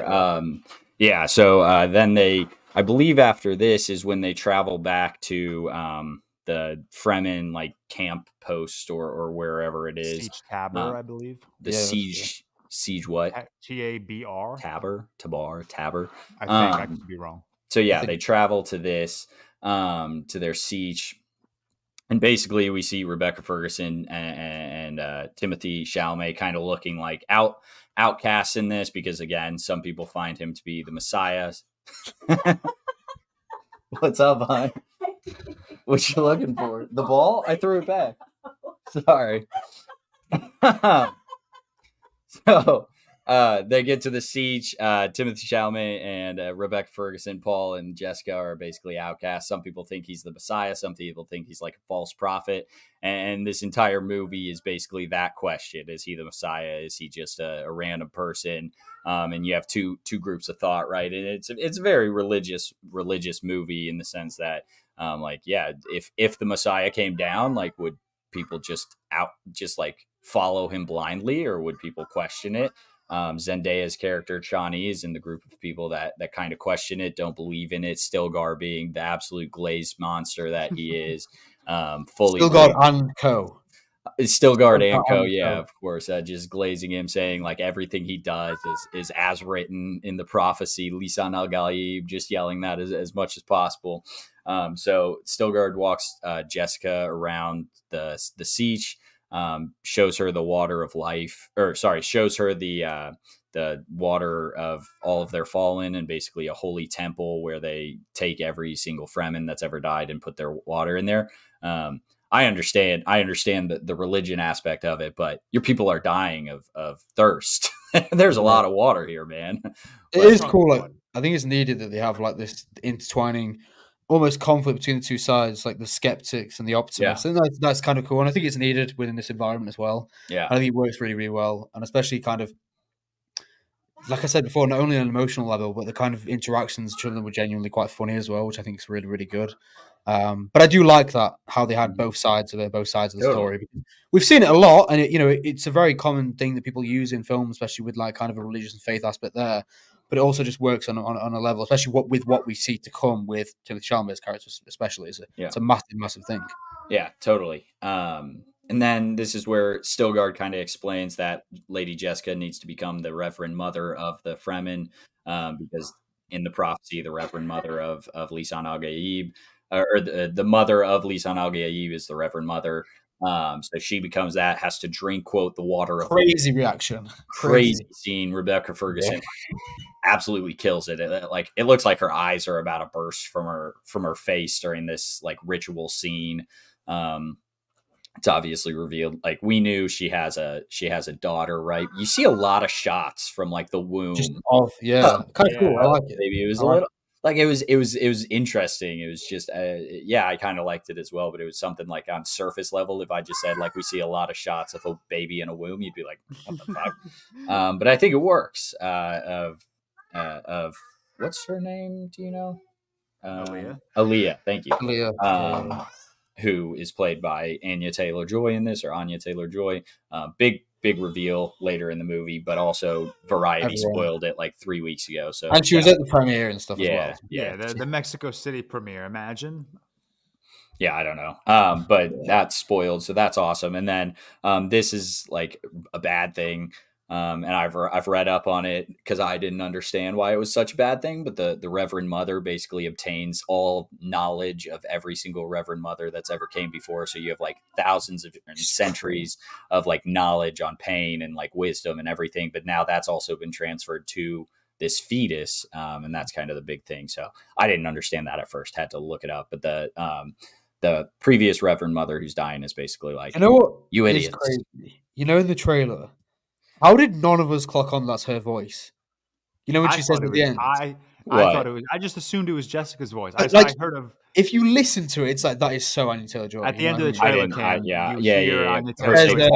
Her say Paul, right? You are not prepared for what's to come. Okay. But it's like so Anya Taylor-Joy. But like, I think everyone just heard like a British-ish accent and assumed it was Rebecca Ferguson. I guess so. If you just listen back now, though, it's like, oh shit. Yeah, now knowing it's her, if you listen back, you're like, oh, that's clearly Anya Taylor-Joy. Yeah, I have not like watched the trailer in a while. So George, I know you said you went back and watched the trailer. I haven't watched it in a while.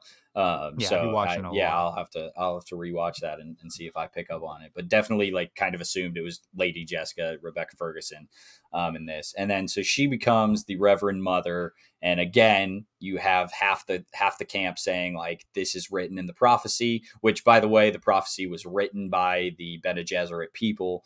Again, that's just even more reason to doubt from the outside, or from the people who do doubt this prophecy.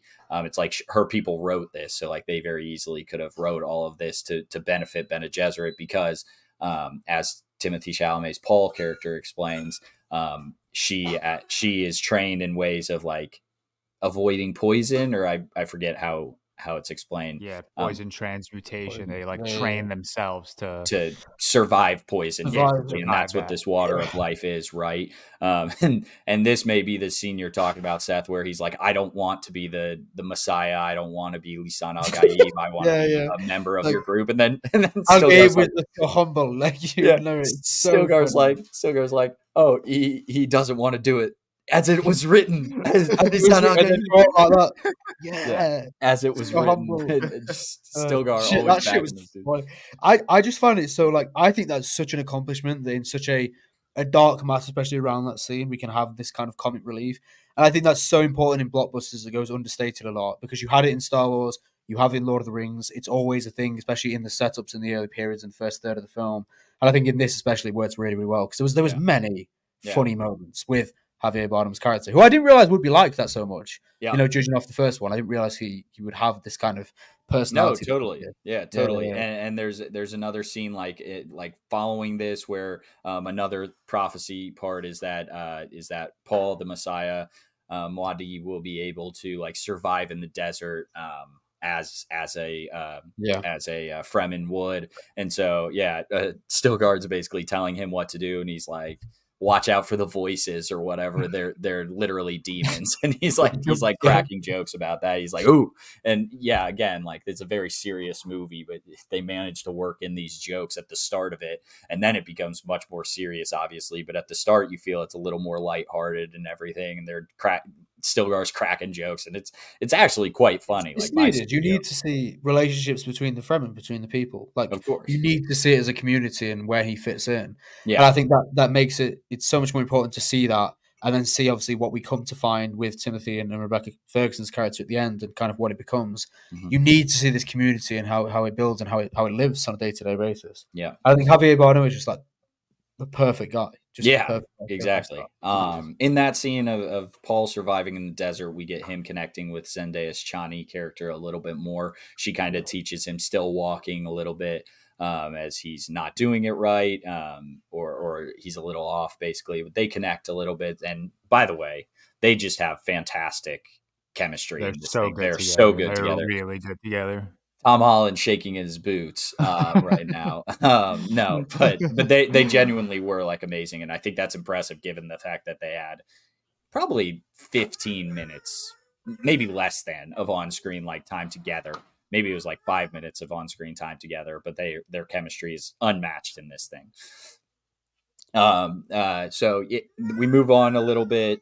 We see a sand crawler, I think it's called, doing looking, or spice crawler maybe, basically obtaining spice from the Harkonnen people, and we see a nice action scene of like them taking out the spice crawler, the Fremen that is taking that down, stopping this operation, which again, just an awesome action scene. Like the I don't know if it's an CGI or what, of them like immediately running out of the sand. So fucking cool. Like they're on like almost full speed of them pulling out of the sand when they jump out of it. They move. Yeah. What's it called? What's it called? What are they called? The things? Like what? I think it's called the spice crawler. Spice crawler. Sorry, spice crawler. I think this scene as well, you know, when it's like the kind of wide shot at the start, you get a scale of just how big it is, how big this thing is, then you kind of see them at the bottom. Yeah. Similar to like the first scene we got in the first, well, not the first scene, the first scene we got with the worms in the first Dune, where they're at like the seed station and the worm and it eats it. Having that scale and from the above as well, I think is so important. And also we had some like comic moments in this as well when Timothée Chalamet is like undercover, out of cover, and he's like running in between it. It's so good. This scene is just brilliant. I really, really loved it. So and good. The movie does such a good job at like, I feel like this movie could have easily been like an hour and 45 minutes if they took away all of like the relationship building between Paul and the Fremen and Paul and Chani. But like, I like that Denis like really took his time to like build that relationship, both with like Stilgar's side who believes in him and Chani's side who doesn't believe in him. I think that's such an important part because that's what made like that third act so effective.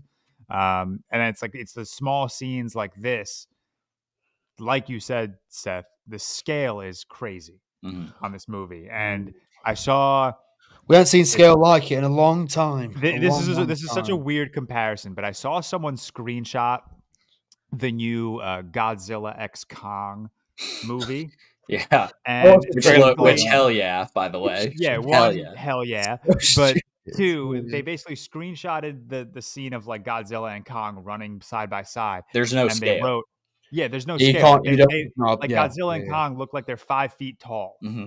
Yep. Which is like not what you want. It's such a weird comparison, but like, I did see watching Dune, Greg Fraser and Denis, they're like, this is massive scale. These worms are huge. The desert is huge. Gate Prime is huge. And we're going to make you feel like how big it is. And it's like, he's like, insane. make you feel how small the Fremen are compared to the rest of the world and how much there is out there, which is so important in sci-fi. Like, it was the same in Star Wars, same in Lord of the Rings. Yeah. You have these moments of like, it's like the realization of how big things are and how much is out there is so important to understand. Just how like urgent this movie really is, just by showing us the sheer scale of this entire like universe. Like, you can easily just be like, I don't know, like, oh, this takes place on one planet, but then you're like, no, it's a whole galaxy of political outrage, and like in Star Wars, like in Star Wars, and it's like even Arrakis is just huge. Like, they're talking about the North, the South. Half of the South isn't able to be occupied. Yeah, that was crazy. Because I didn't realize how big. My only basis on this is the 1984 Dune, like seeing the full story, and they don't go into that like at all. And so that was like a crazy thing to like see, you know? Yeah. It's insane. God, I can't wait to watch this movie again. Oh, it's so good. Are you seeing it today, George? I think you are. Yeah, I'm seeing it today. Yeah, awesome. And then, so this is kind of when you get the first like instance of Rabin, played by, help me out, Dave Bautista. Drax the Destroyer. Drax the Destroyer. So Rabin is pissed off. Obviously, like his outposts are being destroyed. His spice trade is being hurt, and Baron Harkonnen basically like, figure this the fuck out, or he's shit, isn't he? Which Stellan Skarsgård is just awesome in this role. And also, by the way, so demonic. It is so fucked. Stellan Skarsgård floating around with those little balls at the start where he's pointing Rabin. I don't know how to pronounce it, as like as like the guy of Arrakis, the leader of Arrakis or whatever. Him floating around with those balls is so unserious. It's hilarious. So funny. But it is. It's such like bizarre. A 70s and 80s villain where it's just like so ridiculously over the top. Yeah, it's awesome. Like, it works for this story. Like, he has to be like the biggest, most absurd presence in the room. It's awesome. Yeah, the design on his character. It's like, okay, and then there's a scene later where he's butt naked, falling into basically from his ass, falling into the little goo stuff or whatever. Exact same thing as Quantumania, but this is awesome and that sucks. Like, it's the exact same thing, but this is awesome and that sucks because this movie is so goddamn good. It's disgusting sci-fi. It's like if David Cronenberg like wrote Dune. Exactly. So bizarre, but it works. It feels alien, which is what they want you to feel. It feels so otherworldly, which is exactly what you get. They also, it's like, they make the world feel so like lived in. Like, it's the same thing with Game of Thrones. Like, Game of Thrones just felt so dirty and raw and real. It felt like very lived in. Like, I'm trying to think of an example of like a recent movie where like it was just too clean and it just didn't work. Rings of Power is the perfect example, by the way. Rings of Power, perfect example. It's too clean. It's way too clean. Like, it just looks way too like a movie TV production. Whereas like Dune, just looks like so lived in, which is just incredible. Yeah, totally. And so we get this scene of Rabin being pissed off, and I think Dave Bautista is just awesome in this like yelling role, obviously, but like he's given so few minutes of screen time in this, but like his presence is known, I feel like, and that's impressive in itself. And so moving on now, I believe is kind of when again, I think this is the sandworm riding scene. I think sandworm riding comes next. So you see Stilgar one hand riding the sandworm, by the way. One hand whipping, good for him. Like shouting Dude, I love the Twitter discourse lately where it's like, okay, we see how they get on the sandworm. How do they get off that How shit? the fuck do they get Yeah, off? And then it's but like, how did they get Lady Jessica on that sandworm? I don't get it. I think it's a lot of just like good timing of like she's sitting in that, and then the sandworm just comes up and picks you up. Like that's my Timothy was like, no, I agree. Like, but the first person has to get on, and then they have to kind of like, I did see though. Denny was like, I know how they get off, and he can't wait to show it or whatever in Messiah, wherever he may. But he knows how they get off, and I can't wait to see it because I just imagine them just jumping off basically and just all right, everyone aboard. Yeah, but so he learns to ride the sandworm, or he's given the name of Usul, which is strength maybe, and then Muad'Dib is the little rat in the desert, which he chooses. And then I think this is another moment where like Stilgar is like, "Ooh, the little rat." As written, humble. Everyone's like laughing at him or something, and Stilgar's like, no, this is the best name ever. You guys are all idiots, man. Don't make fun. Yeah, he's like, what he means? It's in tune with the desert. Yeah, like, bro. The rat can survive anywhere. And it's like, no, this is the best name ever, man. Everyone needs a Stilgar in their life. I'm gonna start glazing you three the way Stilgar glazes. Hey, I appreciate it. So they're disrupting spice production, and as this is all going on, Lady Jessica is kind of back at the siege, what is it? Telling the prophecy and basically campaigning for him being the Messiah. I can't campaigning for some dictatorship shit. Yeah, exactly. He's basically he's converting everyone, all the weak ones, to this prophecy and telling of all the things Timmy's doing with the Fremen. Timmy, the scene of him first riding the sandworm, it's like the biggest sandworm. I forget what they call it. Exactly. The grandfather. The grandfather. Some worm of that stature is again in the prophecy. He'll ride the biggest worm or whatever. So Jessica's spreading that, and again, it's just a glaze fest from Mr. Stilgar. He's like, oh, it's massive! It's the biggest worm ever. It's a glaze fest from me because that scene was fucking sick. That scene is so good. We got to talk a little bit about Rebecca Ferguson because I think she's so stunning in this movie. In the first movie, I like that. Or I don't like. It's an observation when like Dr. Yue is like inspecting Paul, and he's basically like the Bene Gesserit like steer the politics from behind closed doors. Dune Part 2, they show that you're really watching like Lady Jessica and the Bene Gesserit like in action, and I think that makes for such like a. I don't want to call her like the villain. Well, I mean, but like she's certainly not like a great person. She's really the anchor of Dune 2 in terms of what we get. She is like she's guiding the narrative. She's guiding the politics of whatever the Imperium or whatever you're fucking calling it. Rebecca Ferguson is like, so important to this story. It's crazy, dude. Like when she's like pacing back and forth talking to Aaliyah or her unborn daughter, she's like, we have to sway the non-believers, and we'll start with and it like zooms in on her eyes, and it's said in such a sinister way. Yeah, Rebecca Ferguson. I read just literally yesterday, actually, someone linked an article on Twitter.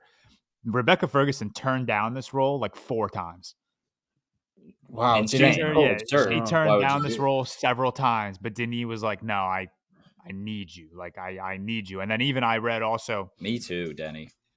Yeah, me three, Denny. Denis would not even have made these movies if Timmy didn't agree to play Paul.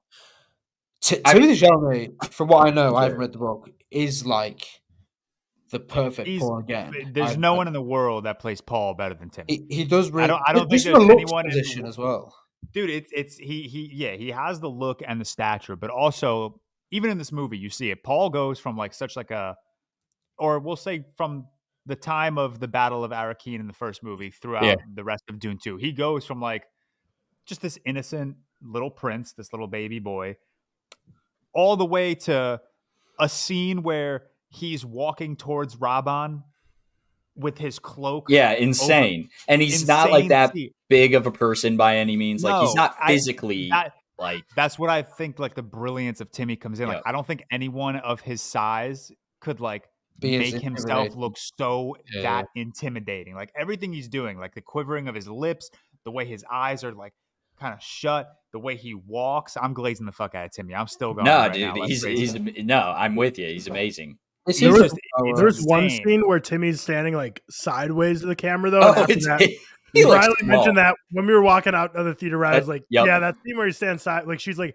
I believed you so imposing the whole time." But there's one scene where he's standing to the side where she's like, "This." It's when his mom's going through the Reverend Mother transition. Yeah, I know exactly what you're saying. Timmy's standing there he's standing there so awkwardly, and he goes, "What's so funny?" Yeah. Oh yeah. What are you guys laughing at? The wind would blow him over. Man. Costume designer could have gave him a little butt pad or something. Oh, that was sure. Yeah, he was. And then Rebecca Ferguson, funny of like, because she turned down 4 times. Like maybe Tom Cruise and the powers that be were like, "You will not leave the Mission Impossible franchise," and she finally agrees. They're like, killing you off of the Mission Impossible franchise. This is our last. It is interesting why they were so.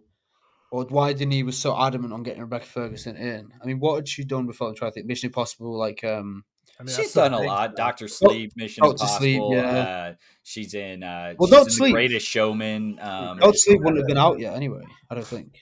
Or maybe it would. I don't remember the time. Yeah, well, Dr. Sleep definitely before Dune. No, it was like 2019, wasn't it? So when did they start production? Because I'm just thinking COVID. Yeah, no, I see what you're saying. I don't know. In terms of like box office and what people have seen, Mission Impossible have got to be like the biggest ones. But yeah, Greatest Showman, great pull. I forgot about that as well. Yeah, she's good in that too. She's like the shitty like person he cheats on with or doesn't cheat on, but like she's good in that. Whatever. And then just continuing through the story, Paul and the Fremen are taking out a bunch of spice outposts. They take out the main like spice holding area or whatever it is, and they lose like 80% of their yield. Rabin is pissed. He goes out and basically is trying to attack the Fremen like head on. And then they bomb like a mountain or a dune hill, land on it, and then they get out and then start chasing people. They all come out into the mist in the desert. They all come out of the mist one by one, and then Batista's face, can't remember his name, just drops instantly, and he's like, "Fuck this!" Like, and they turn around and run back, right? And you see all the Fremen. You don't even see the Fremen, right? You see them like in a shadow, and Timmy's leading it, as George mentioned. And it's just an insane scene of, again, just beautiful visuals. Like the entire thing is beautifully shot. But then after this is kind of when Baron is like, "I'm done with you, Rabin. We're going to fade Rautha."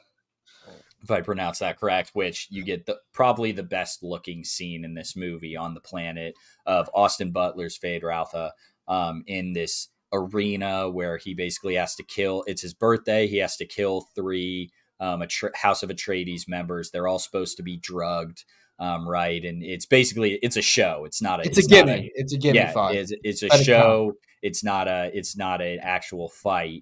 But then that's not Dr. Yue. I didn't know if we were supposed to know this.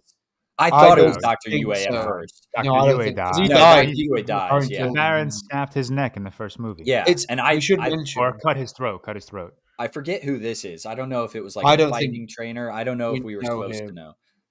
We should mention the first scene we get with Fade is when is it the first scene with the knives when he's like preparing them? The guy comes up. That guy's fucking weird. The guy with like the bra on and shit. It's so strange. And then he just grabs a knife. He looked like Ezekiel Elliott, Tyler. It was so weird. He just grabs a knife and just slits the throat next to him, stabs the other one. It's like this guy stabs that dude. He's like testing his. He's like the blades aren't sharp enough or something. He just killed 2 people. Which because it quickly transitions from Florence Pugh saying that he's psychotic, doesn't it? Yes, yes, exactly. Because they have to speak him, her, Christopher Walken, and Lea Seydoux, and what's her name? You know who I mean? The Reverend Mother of Why is it so long? The Imperium. It's the Reverend Mother of the Imperium. I don't remember. You get them speaking, and then like she's the one who gives him the Gom Jabbar test. Yeah. And then in the first one, and then Florence Pugh's Charlotte Rampling. That's the one. And then Florence Pugh's like, "Oh, Fade is psychotic. We can tame him." Lea Seydoux is obviously sent to do that, which we'll obviously speak about. And then the first shot we get is him kind of testing out the knives, and it is just, again, completely different environment. I love the way it was shot, like color-wise. This one, just obviously using the kind of white as just the main, black and white as the main theme, really adds this sense of just otherworldly to it, like of this kind of fancy-esque moment. And then, as Cam's going to go on to, that first shot of kind of the Colosseum, whatever, is just when he's kind of walking out and he gets sent and the Baron gets sat down, Lea Seydoux's on the other side.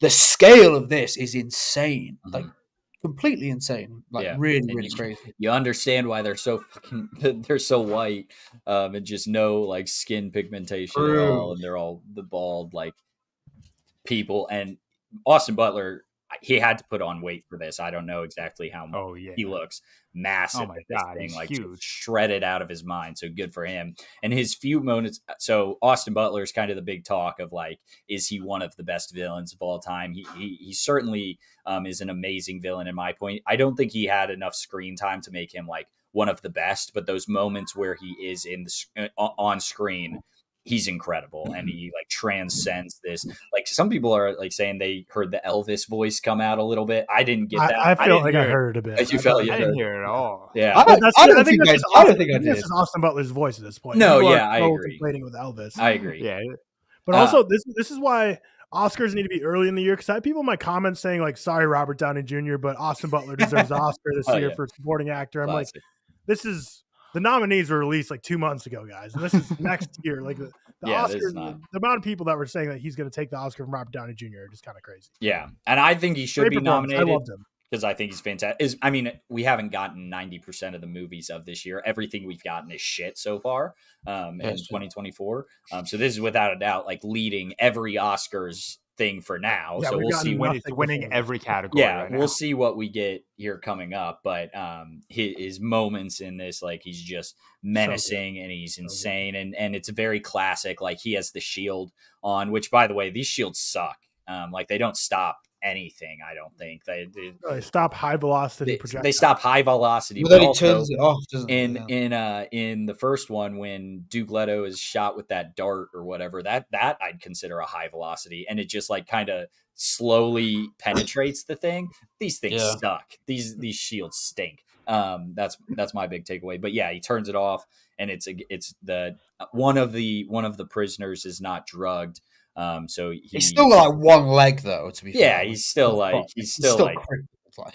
he's probably been starved and he's weak and everything. Like actually just a bad look for yeah. Fade. He's a good fighter, don't get me wrong, but Fade like does the classic like villain. I'm better than Mickey Mouse championship, of course. Just how good is Timmy? We'll get on to it, but like, realistically, he's so good. Yeah, is he? That's fair. I guess. Yeah, that's fair. Is he? And he sees it. We'll talk that. Yeah, we'll talk about it, but I'm not convinced by him as this point. So you get the scene also in the Coliseum, real quick, just the look of the guards, the costume they had with like the hammerhead. So cool. So cool. Dude, they were making like noises too. They were like, and it reminded me of the monster from A Quiet Place. I know. And I was like, are these supposed to be like people?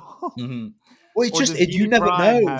It's so otherworldly and out there that it just every scene you get these like weird looking people / monsters, and you can't identify them. I think that's what makes it so interesting. Which is kind of why kind of why I want to read the books. I think there's just inevitably going to be so much more in there, isn't it? Really? Mm-hmm. Yeah. Stuff on Giddy Prime. I was watching Denis, and he was on the Colbert Show like 2 nights ago. He didn't like. It's not black and white for the sake of just being a black and white scene. No, he was explaining that like that's the color of their sun and moon, and like that's what they're actually seeing, which I thought was pretty cool. It's not just black and white. He didn't just make it black and white for the sake of being black and white. He made it because that's what was written for Giddy Prime. That's the color. That's what they're seeing. That's why their skin color comes off so white. And then when they're on Arrakis and you see Feyd-Rautha, he's more of like a Voldemort like blue, I guess. I don't know what color it is. But he's not as like pasty white as he appears to be on Giddy Prime. Yeah. But just a great introduction for a great villain.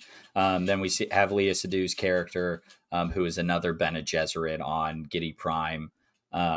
She seduces him and becomes impregnated from him with a daughter. does the box scene, and he like seems to like it, like this dude. And then they talk about it. Yeah, I got him off so fast. He loves pain. He's probably like, this box. People have a tough time with this thing. This is great. This Can I keep one for myself to keep my bedside? Exactly.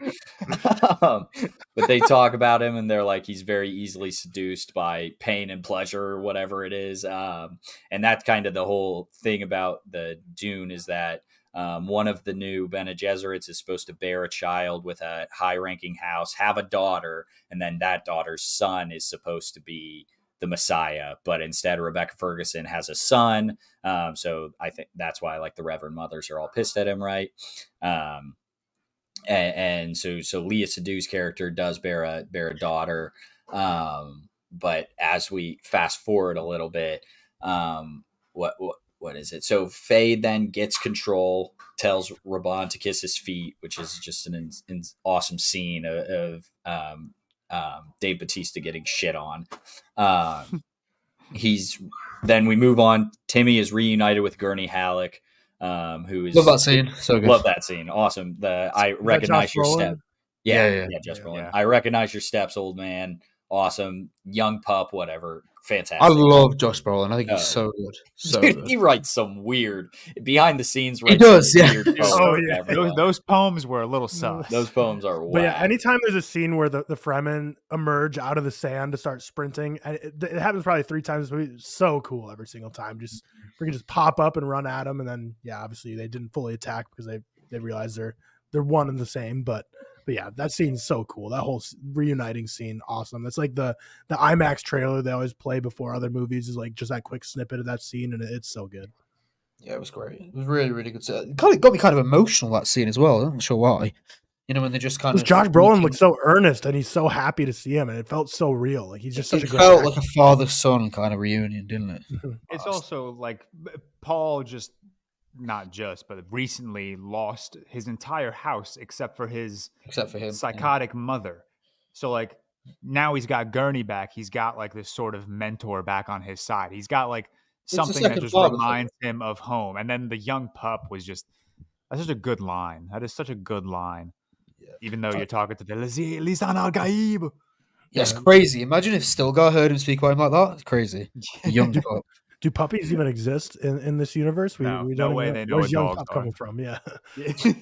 Just a term of endearment, I guess.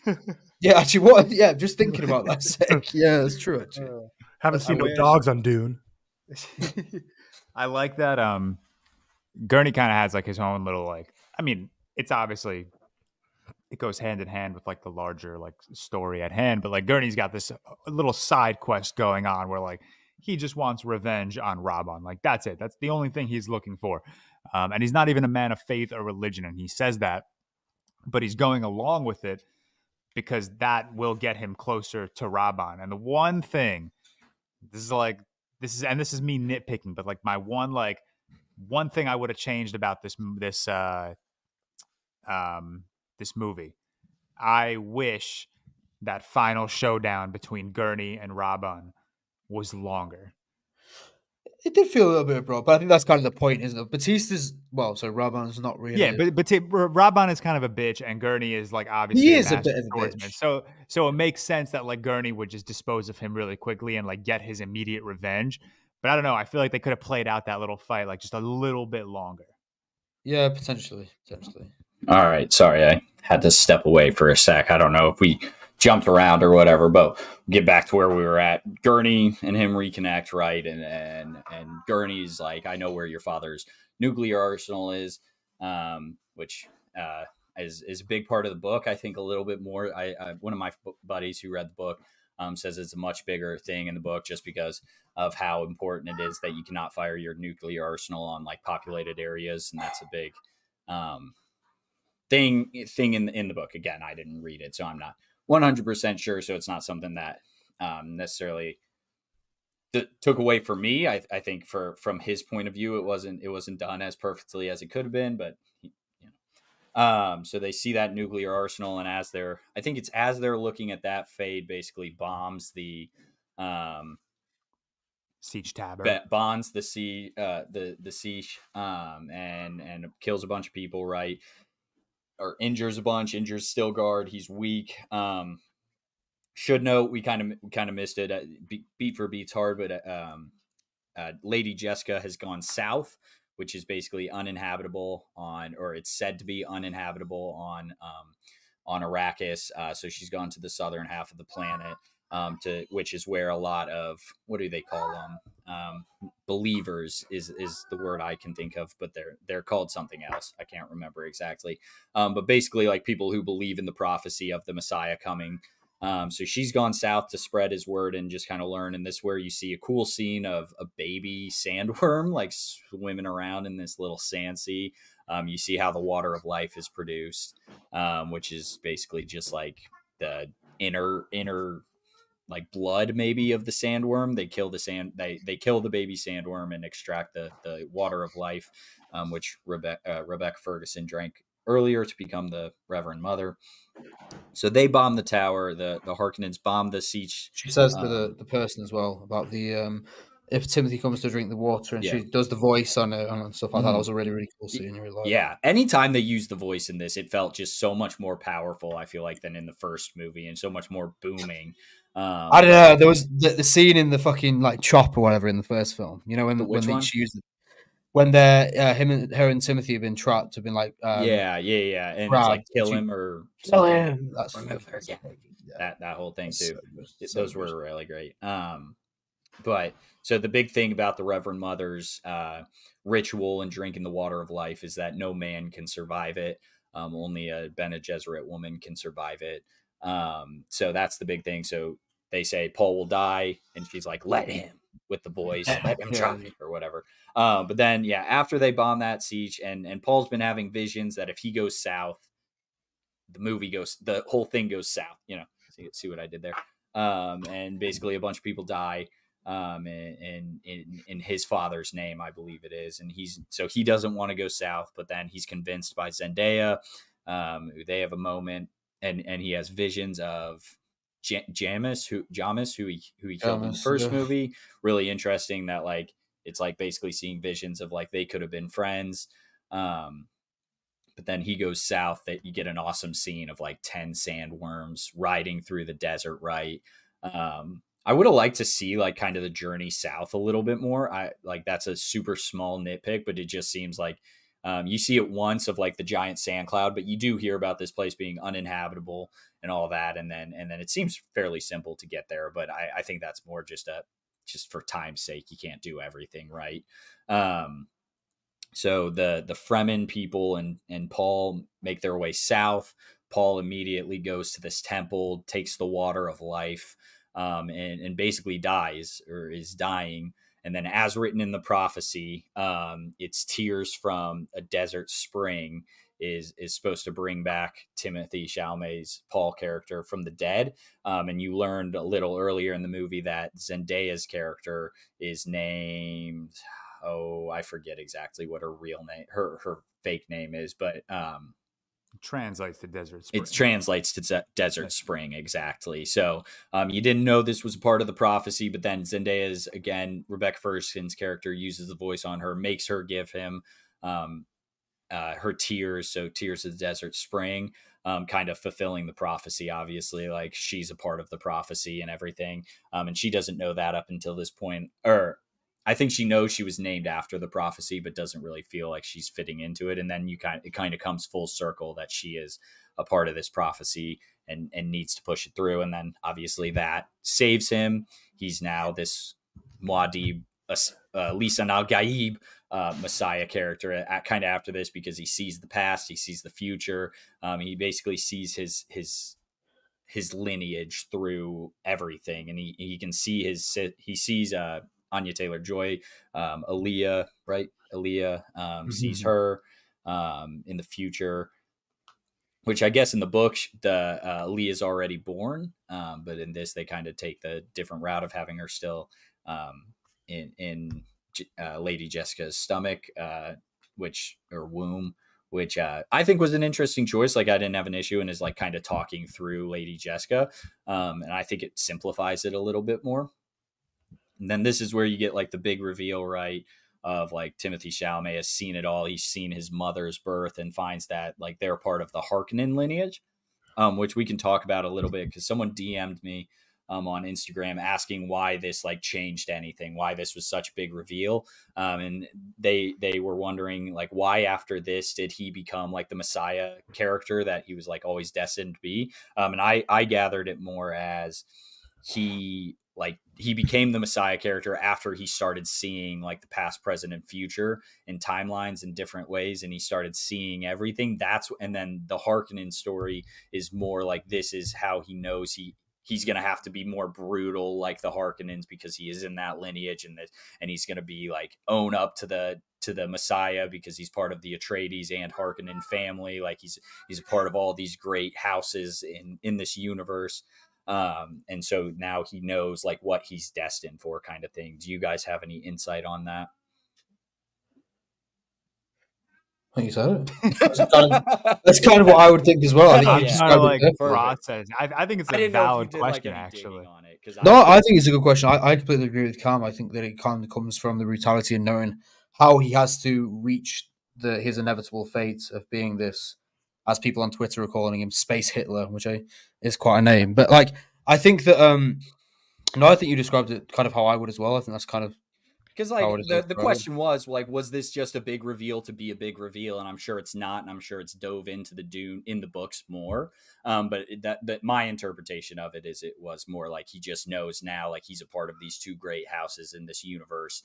I think it's like coming full circle for him that he is the Messiah, and he can be, or whatever the Messiah character is explained in this is, he will be more brutal like the Harkonnens kind of thing. But yeah, and I've seen some criticisms of people saying like his turn was too quick, which I can see. Like, I mean, again, we've said it time and time again, I'd love this movie to be longer, but also I feel like in both Dune Part 1 and Dune Part 2, we've seen Paul Atreides be almost like a conqueror-esque in terms of he sees what he wants to do and he kind of makes that decision almost immediately. He's never really been a thought process, pros and cons list, thinking about all the consequences kind of guy. Every time throughout the first two movies, he kind of gets his mindset on what is the next step for him, kind of goes out immediately and does it. So, I mean, the turn I can see because it is such a crazy turn because, yeah, like Seth said, Space Hitler, he's about to, and, Dune Messiah, we kind of know flavors of it just by being in the film sphere, even though we haven't all read the books, but we kind of know this is going to get even darker after this. And the turn kind of goes a little quickly, but I also don't really think Timothée Chalamet, like Paul Atreides, was ever really someone who didn't make decisions quickly and on a whim.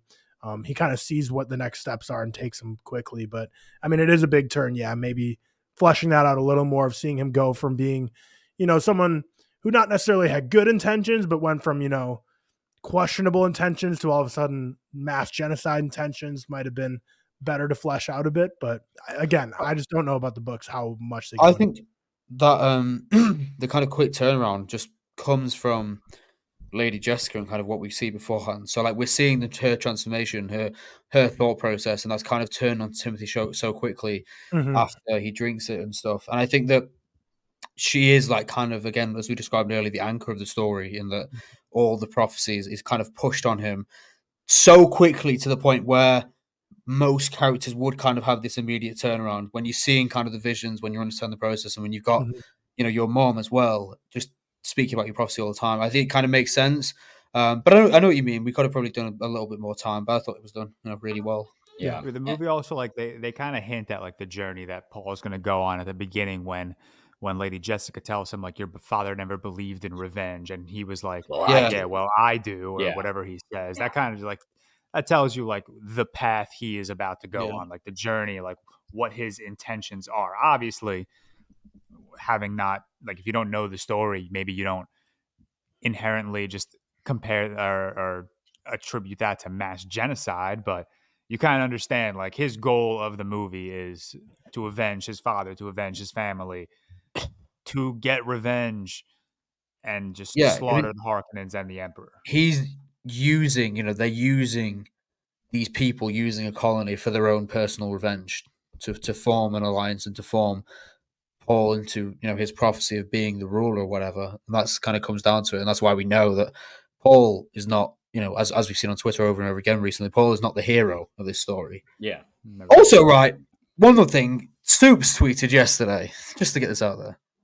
People there was nothing wrong with his tweet. Yeah, he didn't even say he's a hero. People just like instantly became. Honestly, there's a side of film Twitter which are the most fucking, which are the most superiority complex, like just horrible people who Soups literally tweeted nothing wrong, and I would say if he did, you know what I mean, I obviously would, but I think people, especially with Dune, it's rather worse than people yet again.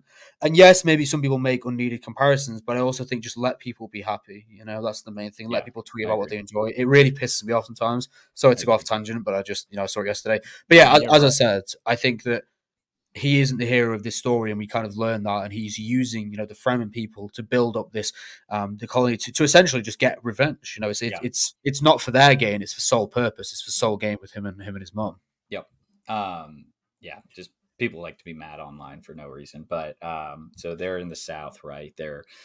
He's gotten this knowledge of the past, present, future, as we've also, like, I noticed on my second and third watch, not on my first, but you see basically the ending of the movie in the vision, which is just always an awesome like call out whenever like you have a character who can see the future, when you see the ending of the movie, but it's so quick that you don't catch it on first watch, but you'll see it on second, and we'll talk the ending as we get there.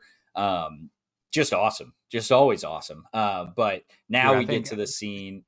Since you just mentioned like multiple viewings, you have to see this movie more than once. Because like the first time I watched the movie, I was just like, I was so consumed by the world and just like everything I was watching from like a Denis and Greg Fraser standpoint. And the second time around, I was able to pick up on like more of like the small like lore attributes of the film that helped me understand everything a bit better. Same as the first one. Same as the first one. And then we get the scene that kind of everyone's talking about is Paul's like almost ascension, basically, and it's Timothée Chalamet's like Oscar scene that people are talking about. Like, this is like one of the best scenes in the movie, no doubt. It's Paul walking into this big group of people, and basically them saying it's again, the scale. You see every single person, and it's panned out to like he's walking through hundreds of thousands of people, right? And it's crazy. And then they're in this thousands. I like that, man. People shit on didn't know people didn't like that. But I thought that was so good. People shit on his like big shots. I like them, man. I think they really again emphasize the scale, emphasize the depth, and emphasize how fucking massive the Fremen people are. We don't really notice it. I didn't even notice it until second viewing, when like the camera was like panned out wide right at the end of the scene. And like I was just looking, like Seth just said, at the depth. Just how like far back the string of people go. And I was like, this is insane. Which is important, because if you haven't read the books, you don't know how big the Fremen people are. I had no idea. Think of like all the blockbusters we're getting nowadays, like The Flash, for example, last year, the final fight scene being in the middle of the desert, heroes versus villains. You have no idea like how big is this? How wide is this battle? Is this happening in a football field size? Is this miles across? You just get no idea what scale. With this, you're like, holy shit, he's in a swamp of people. Yeah, exactly. And then they're in. It might be like their temple, but they're all sitting around basically in this circle, and one person yells at Paul that like he can't speak because he's not the leader of the house. Stilgard is again just being the guy he is, and he's like, kill me and you'll be the leader. He's such a dick rider, isn't he? Hell yeah. He's like, kill me and he just wants to die so that Paul's like, no, he basically says, I'm Paul Muad'Dib Atreides, I'm the Lisa Nagib. I am everyone I think he says exactly, I'm the person your mothers have warned you about. I am like the Messiah, and he's like fully come into this character of the Messiah that he's supposed to be. He can read people's minds, I think, or he sees people's lineage to where he can tell you exactly like how your grandmother died. He tells a bunch of people, and that's kind of what gets them to start believing, right?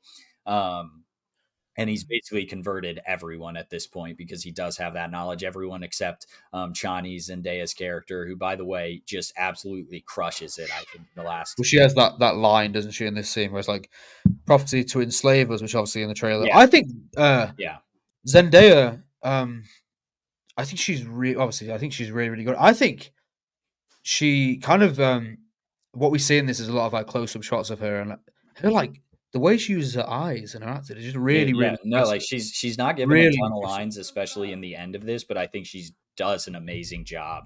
No, She's given I the think she's screen great. time, but she doesn't get like lines. It's like you said, it's a lot of shots just of her face and her reacting to things, and she's amazing in it. Especially the final shot, which obviously we'll speak about. Yep. But And then this is when he sends a message to the Emperor, basically saying, "I'm Paul Atreides. I'm alive." I think he like calls him to Arrakis, or you don't actually know exactly what it says, but he basically calls him to the Emperor to Arrakis. The Emperor, as he says, takes the bait, comes to Arrakis in his awesome like wheel-shaped ship. So cool. So cool. Just so a cool. chrome wheel, basically. It's so cool. Yeah. So they're back in the north. They're right by Arrakeen. And he's basically planning his attack on the city, which is so incredible when you watch it. Like the Emperor comes down and basically is like, "Who is this Muad'Dib?" To the Harkonnens, and the Harkonnens are like, "Oh, it's just a random person." Baron's like, "It's a random person. We don't know." It's a fanatic. I love that. He's word. a fanatic. Yeah. Baron Harkonnen doesn't walk, is being carried by these balls. Someone snaps he gets knocks bitched. those balls, and then he falls to the ground, right? And this is the first time you see like someone having more power than Baron Harkonnen, right? And Rabin is kind of like scared for Baron, and you see like on Austin Butler's face, Ralph's face, he's like smiling. He doesn't give a shit. He's just like he's gonna be the next of kin to anyone, basically. He is Elijah Wood in this moment. Elijah Wood, like in the Return of the King. No. In what? What? People okay. Eternal Sunshine of the Spotless Mind. No.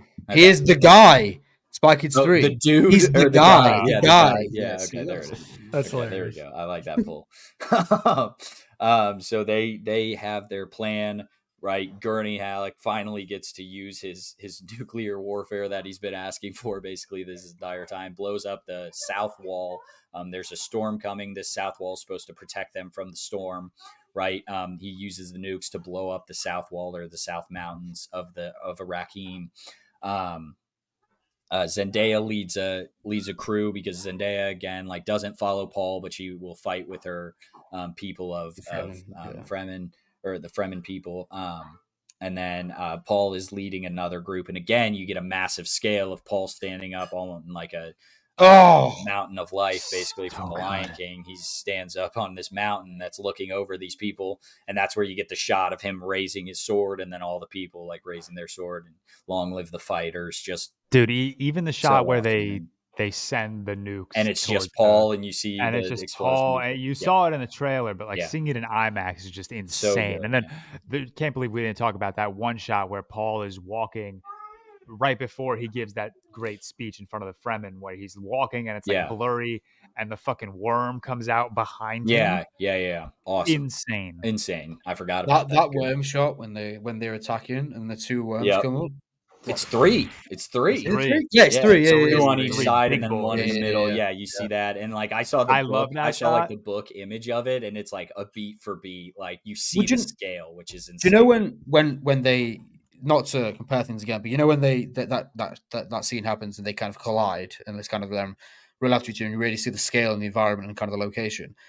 Not to again compare, but like okay, so Lord of the Rings, Return of the King. There's the scene in Minas Tirith when they're all about to collide, and then there's the elephants, and there's a massive bang. The elephants, in terms of the parallel to the worms, seeing the scale of the size with the people below, and there's kind of this head-on-head collision with the background of the cities, very much reminiscent of that. And I think that's a perfect way to scale a blockbuster. With these scenes, people have to know, like Tyler said, with like The Flash, how big this conflict is and how far it goes. And I think Denis and I always want to say Greg Fraser, do that perfectly just in terms of showcasing that, definitely. I love that when those three worms come up, a shot of the Sardaukar army, and these people like standing there like with their swords ready to fight these three worms. It's just cool. Which you're on mute, Cam, which I think is hilarious. Yeah, it's hilarious. Sorry, I was muted. Which they all get mauled. It's awesome. And then just try to fight a worm. That's crazy. Paul basically takes over the main Arrakeen building, whatever you want to call it. There's the throne. which the Baron is climbing to. I thought he was going to make it to it and there was going to be something there, but no, the Baron is like halfway up, and Paul just walks in and stabs him in the neck. Like, doesn't even, he says something to him. He says something about like goodbye grandfather or hello or grandfather, but I don't like even if the Baron had made it to the throne. What did that mean? I think it was just like the Baron trying to get. Just trying to like it's the power. Like, it's a whole power thing, isn't it? It's not like that automatically means he becomes the emperor. No, like the emperor. It's like the Iron Throne, man. It's like the. It's just It's just the power thing. He wants to. Yeah. I guess he just wants to touch it once in his life. By the way, can you imagine trying to put a knife in that guy's neck? That would be so hard. There'd be so much like. So much rubber and just I feel like so much pus would come out. Like, oh god, it wouldn't be blood; it'd just be that black goop would come out. Like, it'd be nasty. And then I believe this is when he challenges, or he takes them prisoner, and then they go to another room, which again I think is just like a temple on Arakeen, or the main like area of Arakeen's fortress. I honestly don't know exactly where they are, but Paul challenges Emperor Shaddam for the throne. The great houses arrive because he sends a message like, I am the leader here, or whatever message he sends, and he's like, if they don't like fold into this new emperor or empire, he's gonna bomb the spice fields. He who can destroy something has all the power. Says that earlier, so he can destroy the spice. He has the power. And then again, Paul's challenging him, and this is where she says, like, what's up? Sorry, Karen, I was just going to say. No, this is where the Reverend Mother of the Empire, or the Imperium, basically says, like, remember who you are, Paul Atreides, and he drops the silence from the trailer. Which is hard as fuck. All time. Dude, my theater cheered on first viewing. My theater cheered. Really? When he screamed silence, people started clapping. Yeah, all time. Yeah, like, same of mine. Really? Yeah. Fucking it's definitely one of those things where like this dude's clearly like the space Hitler, if you want to call him that, but like he is absolutely with a fake it looks like insanely cool, especially with the voice and pushing her back kind of. And at the time, like, this is kind of like the most powerful Reverend Mother, and she's in the first movie like doing the she's bar test with Paul, and he's like scared of her at that time, but now she's not a little bitch, is she? No. She's like top dog. Like, she's the guy. He uses the voice on her, and again, just the booming roar of that silence is insane in IMAX. And then I saw it in Dolby, and that's again insane. Fade Raltha is the challenger for. Imagine if when Timothy says to the Emperor, he's like, fight me or choose your champion. Yeah. Imagine if Christopher Walken. I'm God. Hey guys, I'm gonna be protecting the Empire. Yeah. I love that. I love that. I like Christopher Walken. I just love his voice. So Fade and Paul fight, and this is my favorite part of the movie, without a doubt. Is like the score cuts out completely during this fight. You get the "May thy knife chip and shatter." May thy knife chip and shatter. And I had a quote tweet on one of my tweets this week that was like, incredible characterization to have Fade Raltha just say "no you" back to him. I was like, that's an hilarious reply, man. Because that's literally what he does. And then they have this fight, and again the score cuts out. It's just this raw, intense fight, choreographed perfectly. It's not like super long by any means. It's not overly long, I'd say, but it's definitely longer than I was expecting. It's actually shorter than I was expecting. Honestly. Really, it was longer than I was expecting. But like an awesome fight in my opinion. Paul gets stabbed twice, and then you see the shot that you saw earlier in the movie, like when he's seeing the dreams of Paul. Like, actually, it's one of those classics where like Paul gets stabbed, but Paul had another knife or whatever it is. Yeah, it's a very classic trope that will always get me. It's a trope. It's a trope. Don't get me wrong, but I do think it's done so well in this that I'm okay with it.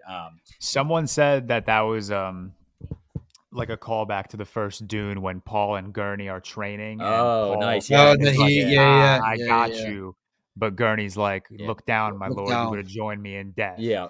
Yep, that's there we go. No, it definitely is. Actually, it definitely is thinking about it. 100%. Twitter can be a good source of like information. It can be really just the worst, but it can easily very much be the worst. I love that when Paul yells silence, the camera cuts to fade, and he's like, oh yeah, he's kind of like smiling. He's like, all right, fuck yeah, dude. Yeah, like, yeah, dude, he you. just likes like power. He just likes power. He just likes he Anyone loves powerful, seeing that. he's in. But we should mention that like Paul is going to marry Princess Rulan. Yeah, that was drops sad. Him and Zendaya dropping the "I'll love you till my last breath" or whatever it is. Just kind of like they don't have a ton of screen time, but emotional. Like the way it's done is so great that it's like it's pretty damn emotional. La La Land flashbacks. Right person, wrong time. But and then the movie kind of ends with the great houses saying like you're not the ruler, and then Paul is leading now the Fremen people to the great houses. And you hear Lady Jessica, Rebecca Ferguson's character say the Holy War. She's telling Aaliyah that the Holy War has begun, and this is in the first movie. It's in the second war of I see a holy war in my father's name. Just awesome. That entire final sequence, the track over it, the Hans Zimmer track is called "Kiss the Ring." Okay. I was listening to it last night. Dude, it's the only thing I've been listening to for the last week. No, I've had it on for a while. Yeah, it's really good. I think, what's the other one called? Harken in Arena. The one where the introduction of Fade. Those two tracks I've had on repeat like crazy, but that Kiss the Ring is like the most like elevated euphoria of the entire movie. And I love that like it's overplaying while Jessica is like, the Holy War has begun. And then you see Shani leaving or going back into the desert. It's so perfect. Fantastic. The shot with her when she's kind of staring down the camera and she has that kind of just visceral emotional expression kind of just shows what's to come, I think, in the next film, kind of in the story. It definitely does leave on like Tyler said, a little bit of a setup for the next movie, but I do think this I don't think it's like too much of a setup. This could end and be like the movie, but I do think it like does give you that good opening for Dune Part 3, which Denny's obviously going to get greenlit on at this point. Like, which most great sequels have. Yeah, exactly. And that's kind of where I think people get that Emperor Strikes Back vibe of like the hero. I mean, in this, like you would think Paul's the protagonist, but really he's not. So you would think like the hero has won, but in reality, like it's just revealing that Paul is actually like the villain of this story, or not the villain, but there's not really like a hero. Like hero. There's no one to root for in this story. Yeah. Exactly. But you also see Zendaya's. No, you go ahead.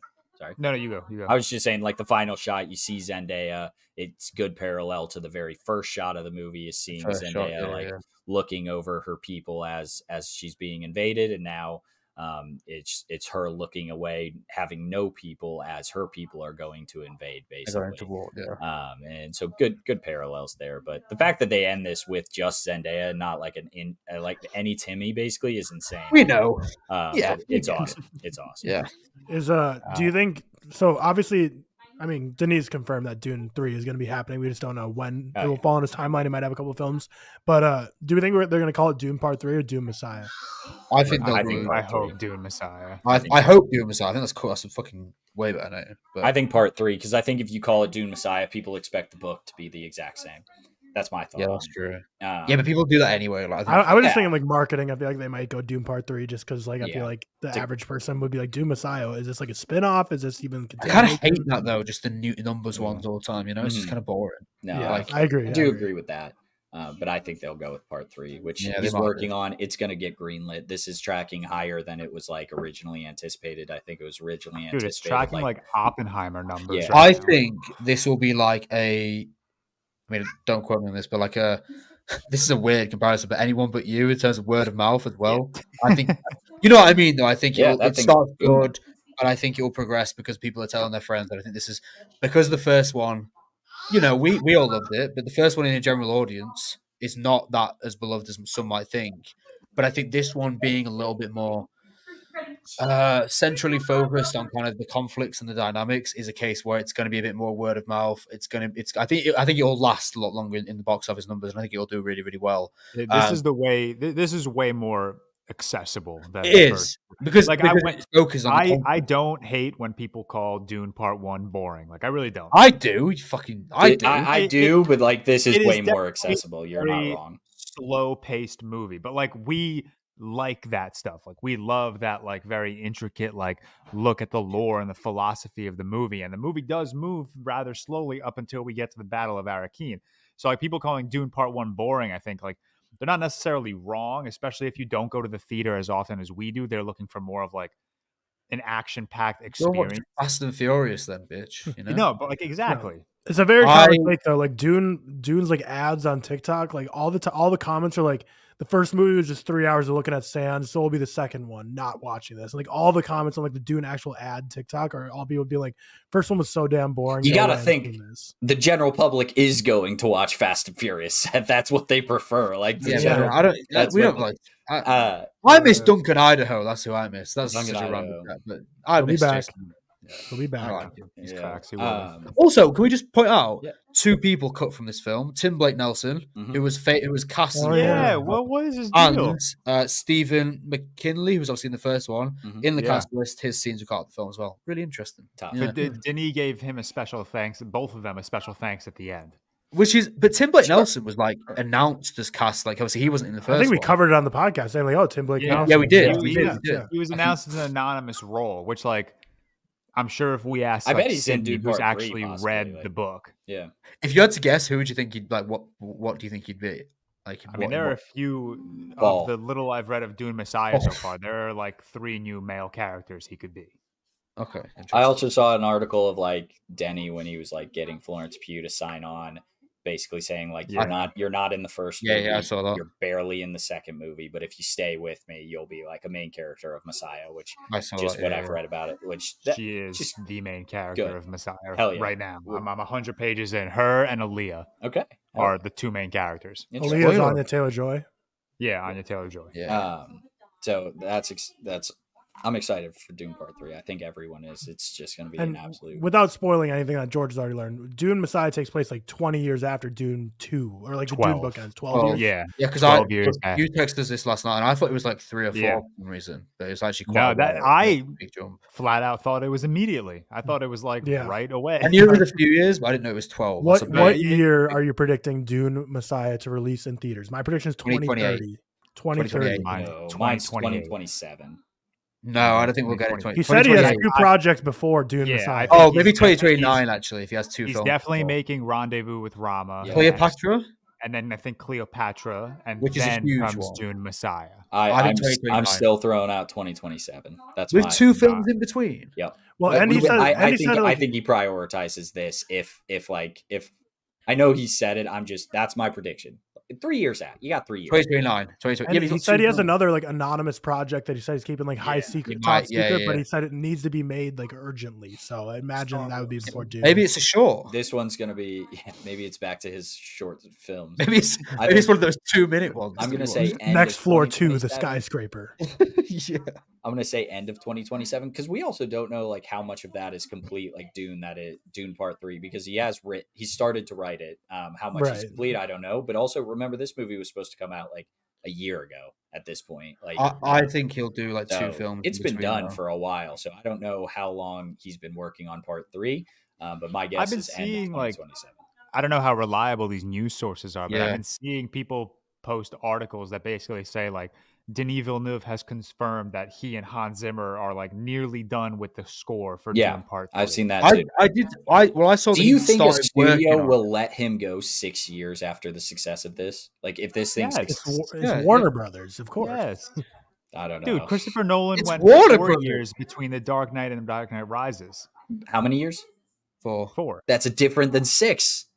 20. Well, that's a 2029. How long after Empire did Return of the Jedi come out? That was like 5 years, no? No, it was 3 years. I think it was 3. You're on mute, Cam. Yeah, Or but 4. I think it was 3 or 4. It was 3 or Sorry, 4. I was on mute. It was Much short. It was a different while. times, I would say. It was like 1980 to 1983. That's my guess. I think it was like 3 Empire years. Listen, Strikes Back was I'm the hoping 80s. I'm wrong. I'm just saying 2030 is my guess. I think I'm leaning more towards Tyler. I think 2029 might be my guess. 80 and 83. So each Star Wars came out 3 years later. What a guess, by the way. Nice. Now we 80. give Timmy plenty of time to pump the iron without having to inject anything. Yeah, so everyone listening, look forward to ReelTok episode 582, 600. where we cover Dune Messiah. I can't wait. Time for that one. I That's so sad, man. Oh, know, no. I want it now. I want Hey, it now. want it's just it right an idiot now. like me saying a prediction. Could be next Yeah, year. but Next year. No, Dune Part 3 next year. Start the narrative. Yeah. Dune Part 3, 2024. End of 2024. He's actually Mickey done with 17 it. will delay another He's year. already made it. With He's actually done with it. They did Lord of the Rings. He's already made all of them. It's coming out next Yeah. year. Huge. Okay. I think that was Dune. And I love That was this movie. Dune. Like I think this might be my second favorite movie of all time already. What? Dude, I think it might be my first. Like, Jesus I don't think I Christ. can ever move Empire out, but like this made me feel things. Like This is in my top 5 science fiction films ever. Hell Just yeah. to throw that out there. It's in my top 2. Or maybe science fiction. 3, actually, Josh. Maybe 3. I Yeah, think I think 3. Like I it's a think- clear cut, easy 5-star for me, but I think I'm clearly the lowest of us 4 on Dune Part 2. But I mean, like, what are we talking about here? It's a 5-star for me, so it's like, yeah. you know. Also, It's still a ReelTok ReelTok collection. First Worst ever Cam one. take of all time is texting this morning, being like, "I think this episode is gonna be short. We just have Dune to cover in a couple of Yeah. years." I'm like, I immediately am like, "You are stupid." That was last night, to be fair. We're But skipping over news and trailers. Yeah, I think we're skipping over news and trailers, especially we didn't really get a whole lot this week. We got some horror stuff, so I know, but I don't think anyone's tuning into this episode for like Horizon American Saga trailer predictions. What? Yeah, it's Nope. the new Kevin Costner movie. The only thing oh, I'll okay, mention, yeah. just because it's big, it's massive IP, right? Superman Legacy, now titled. Okay, so we're out of Dune. I love Dune. Dune 2 is I- amazing. I love Dune. So Dune's the good. best Dune thing was ever. good. Dude's the best thing ever. Shout out Mid-Dune. ReelTok Collection, 100 out of Mid-Dune. Superman Legacy, now titled just Superman.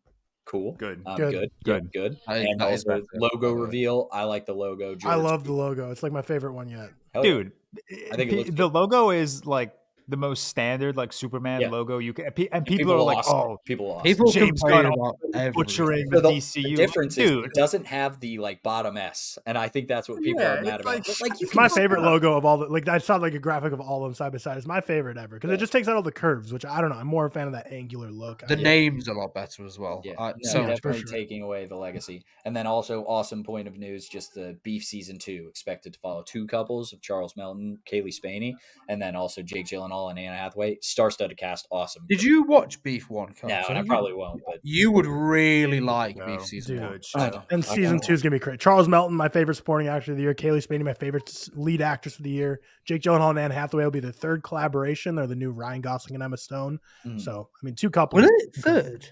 Yeah, Brokeback Mountain and Love and Other Drugs. Oh, love it. Yeah, I've seen that show. That's a very forgettable film, to be fair. Mhm. I am not going to go into the rest of the news or anything. Maybe we can cover it next week if it's a slow week. But we got Kung Fu Panda 4, so we'll probably spend just as much time on it. And we got Oscar reactions. So Oh, Wait. Is No. that next week? Oscars are Sunday. Oh, that was 2 Oscars weeks. are We Sunday. said. Holy Wait. shit, people. That's insane. What are we doing for Oscars? We said this already. We're gonna try. So just a foreshadow next week. We're gonna film a normal episode on Saturday, and then we're gonna try Sunday night after the Oscars to immediately do like a reaction. I mean, Well, I'll, I'll be there. Cut I'll that be in. up, but I won't be Seth there. may not be Yeah, awake. I figure it'd be brutal with Seth's timing, but I mean, like if we do it the week after, that's already 8 days after the Oscars, and at that point, it's like we would. Oh, fuck, man. That's sad. Send us a little like Dude, video on your You phone. stay up like with this. UFC stuff. Just stay up for the Oscars. No, I'm not here. I'm in London. He's at like a watch party. But yeah, Aw. Seth, when we record the normal episode, we're gonna have you react positively and negatively to every award winner, and then we'll just That's cut it into solid. like Seth's Be reaction. like that best picture winner was good. That best picture winner was Wow, bad. that was an Rip upset me. in that category. Sorry, Seth. That's Sorry for sad. putting Rip that me. down. Can't believe Jimmy Kimmel said that about him. Okay, fantastic. Family Feud. Family Feud. Yeah, so we'll do like a fast money Family Feud type game. If you did not watch the Real Quick, you definitely should. But again, 5 questions. You guys are trying to get 300 points. Let me. Hi, bud. I did not peek at your form, so I'm completely Thank you for not peeking at my washed. form. I appreciate that. Let me copy and paste these questions, so I can easily like answer your guys. So if you get like 200 respondents, do you just like wait it, or do you just say once you get 100, you cut it off and you just end it there?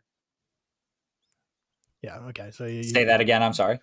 When you get like 200 respondents, do you just like weight it based on 100, or do you just cut it off after 100? No, I cut it off. I didn't. I got 106 respondents in this one, and then I stop. I delete my tweet. So then I'll.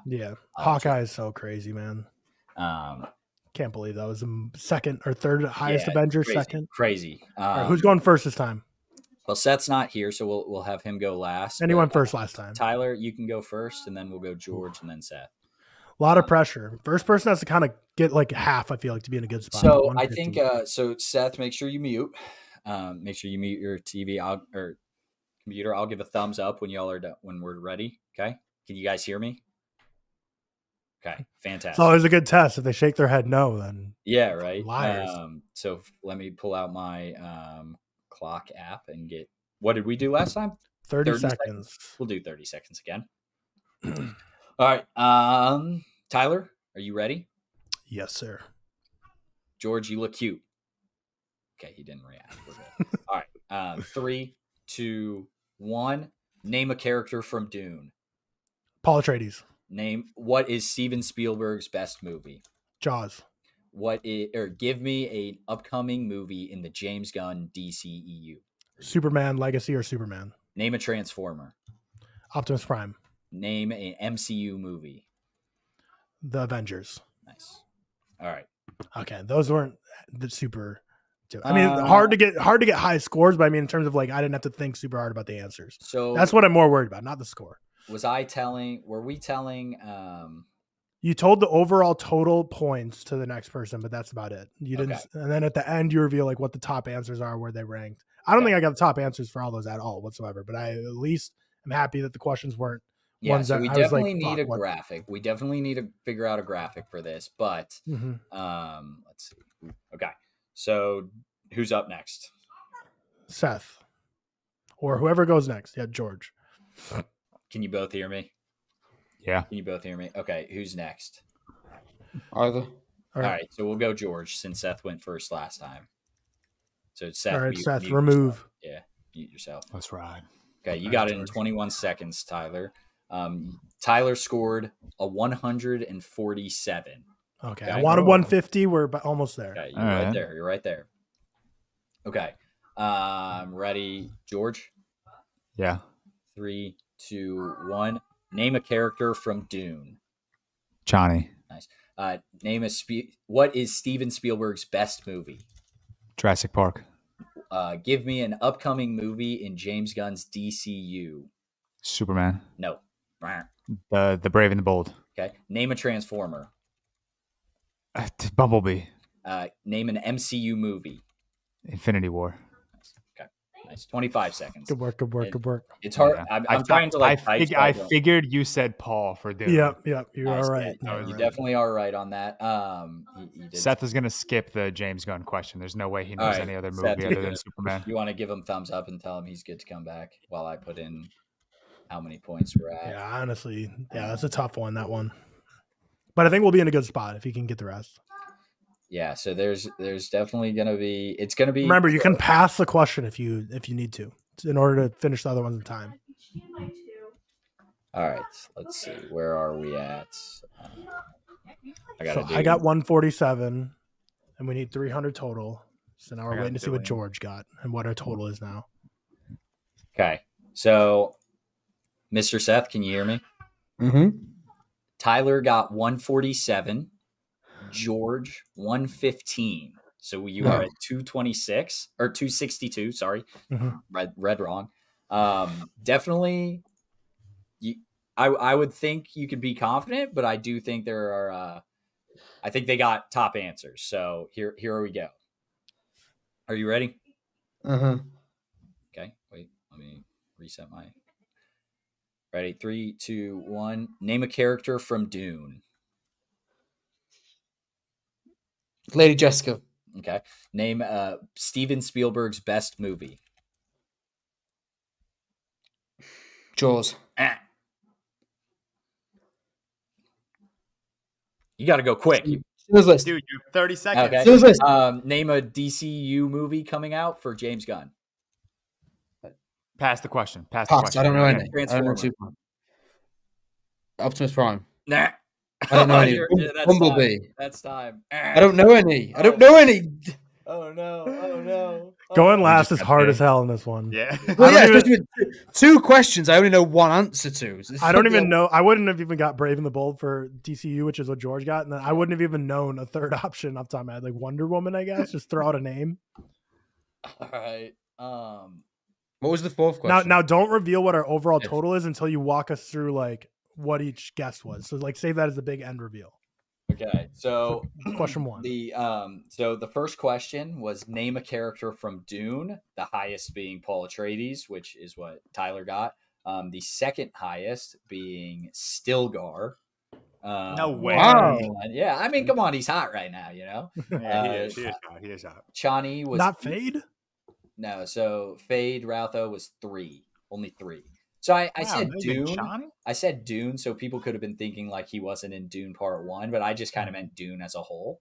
Mm-hmm. Answer Chani was 8 points, and Jessica was 7 points. Duncan, so Paul was 33, Stilgar 21. Third highest, Duncan Idaho 16.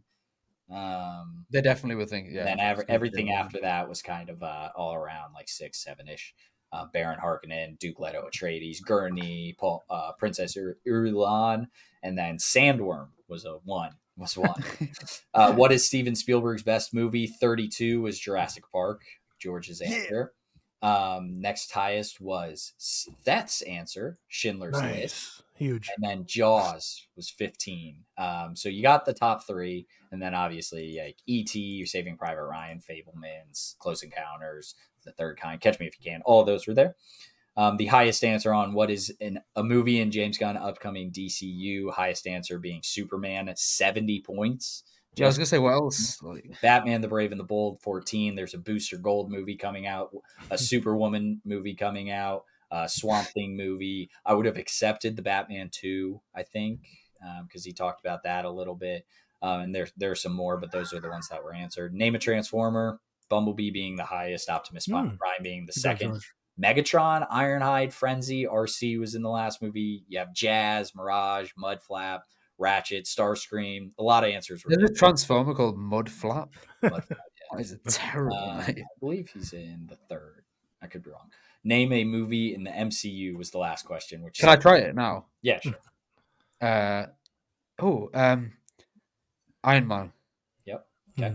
I mean, where was that? Yeah, you're not wrong. So, but was that high though? The highest was Infinity War. No, okay. Sorry, I was gonna say no Age of Ultron. The highest was Infinity War with 17. Next highest was the Winter Soldier with 8. This was a very broad category. Okay. Iron Man gave you a measly 3. Really? What did the Avengers get me? The Avengers got you 1.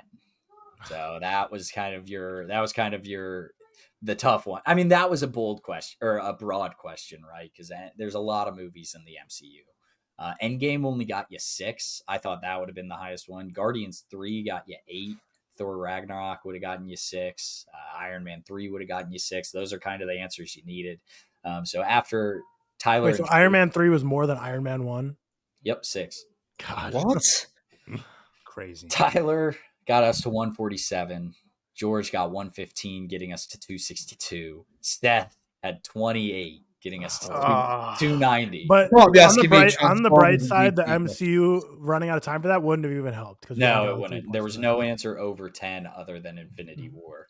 The DCU was tough. The DCU was tough, but I thought it was fair because if you got Superman, which is 70, that's most of the points. Yeah. Yeah. And then name a Transformer. You needed Megatron. I think you needed Megatron, but that was 6, and then mix in with another like Guardians 3 or something. Would it even have been possible to get over 300 points? Did you do the math? Yeah, so if Seth would not have gotten one in the DCU, would have gotten Megatron, that's 6 more, and then would have gotten the Winter Soldier or Guardians 3 or Thor Ragnarok, any of those were above 5, so you would have gotten the 300. Yes, it Tough was one. This is tougher. It was very hard. The DCU one was definitely the kicker. But I like that game. It's always fun. And No, I fun like, game. Fun game. I like surveying people. We'll be back. We'll be back with a vengeance to get another dub. Great episode. As written.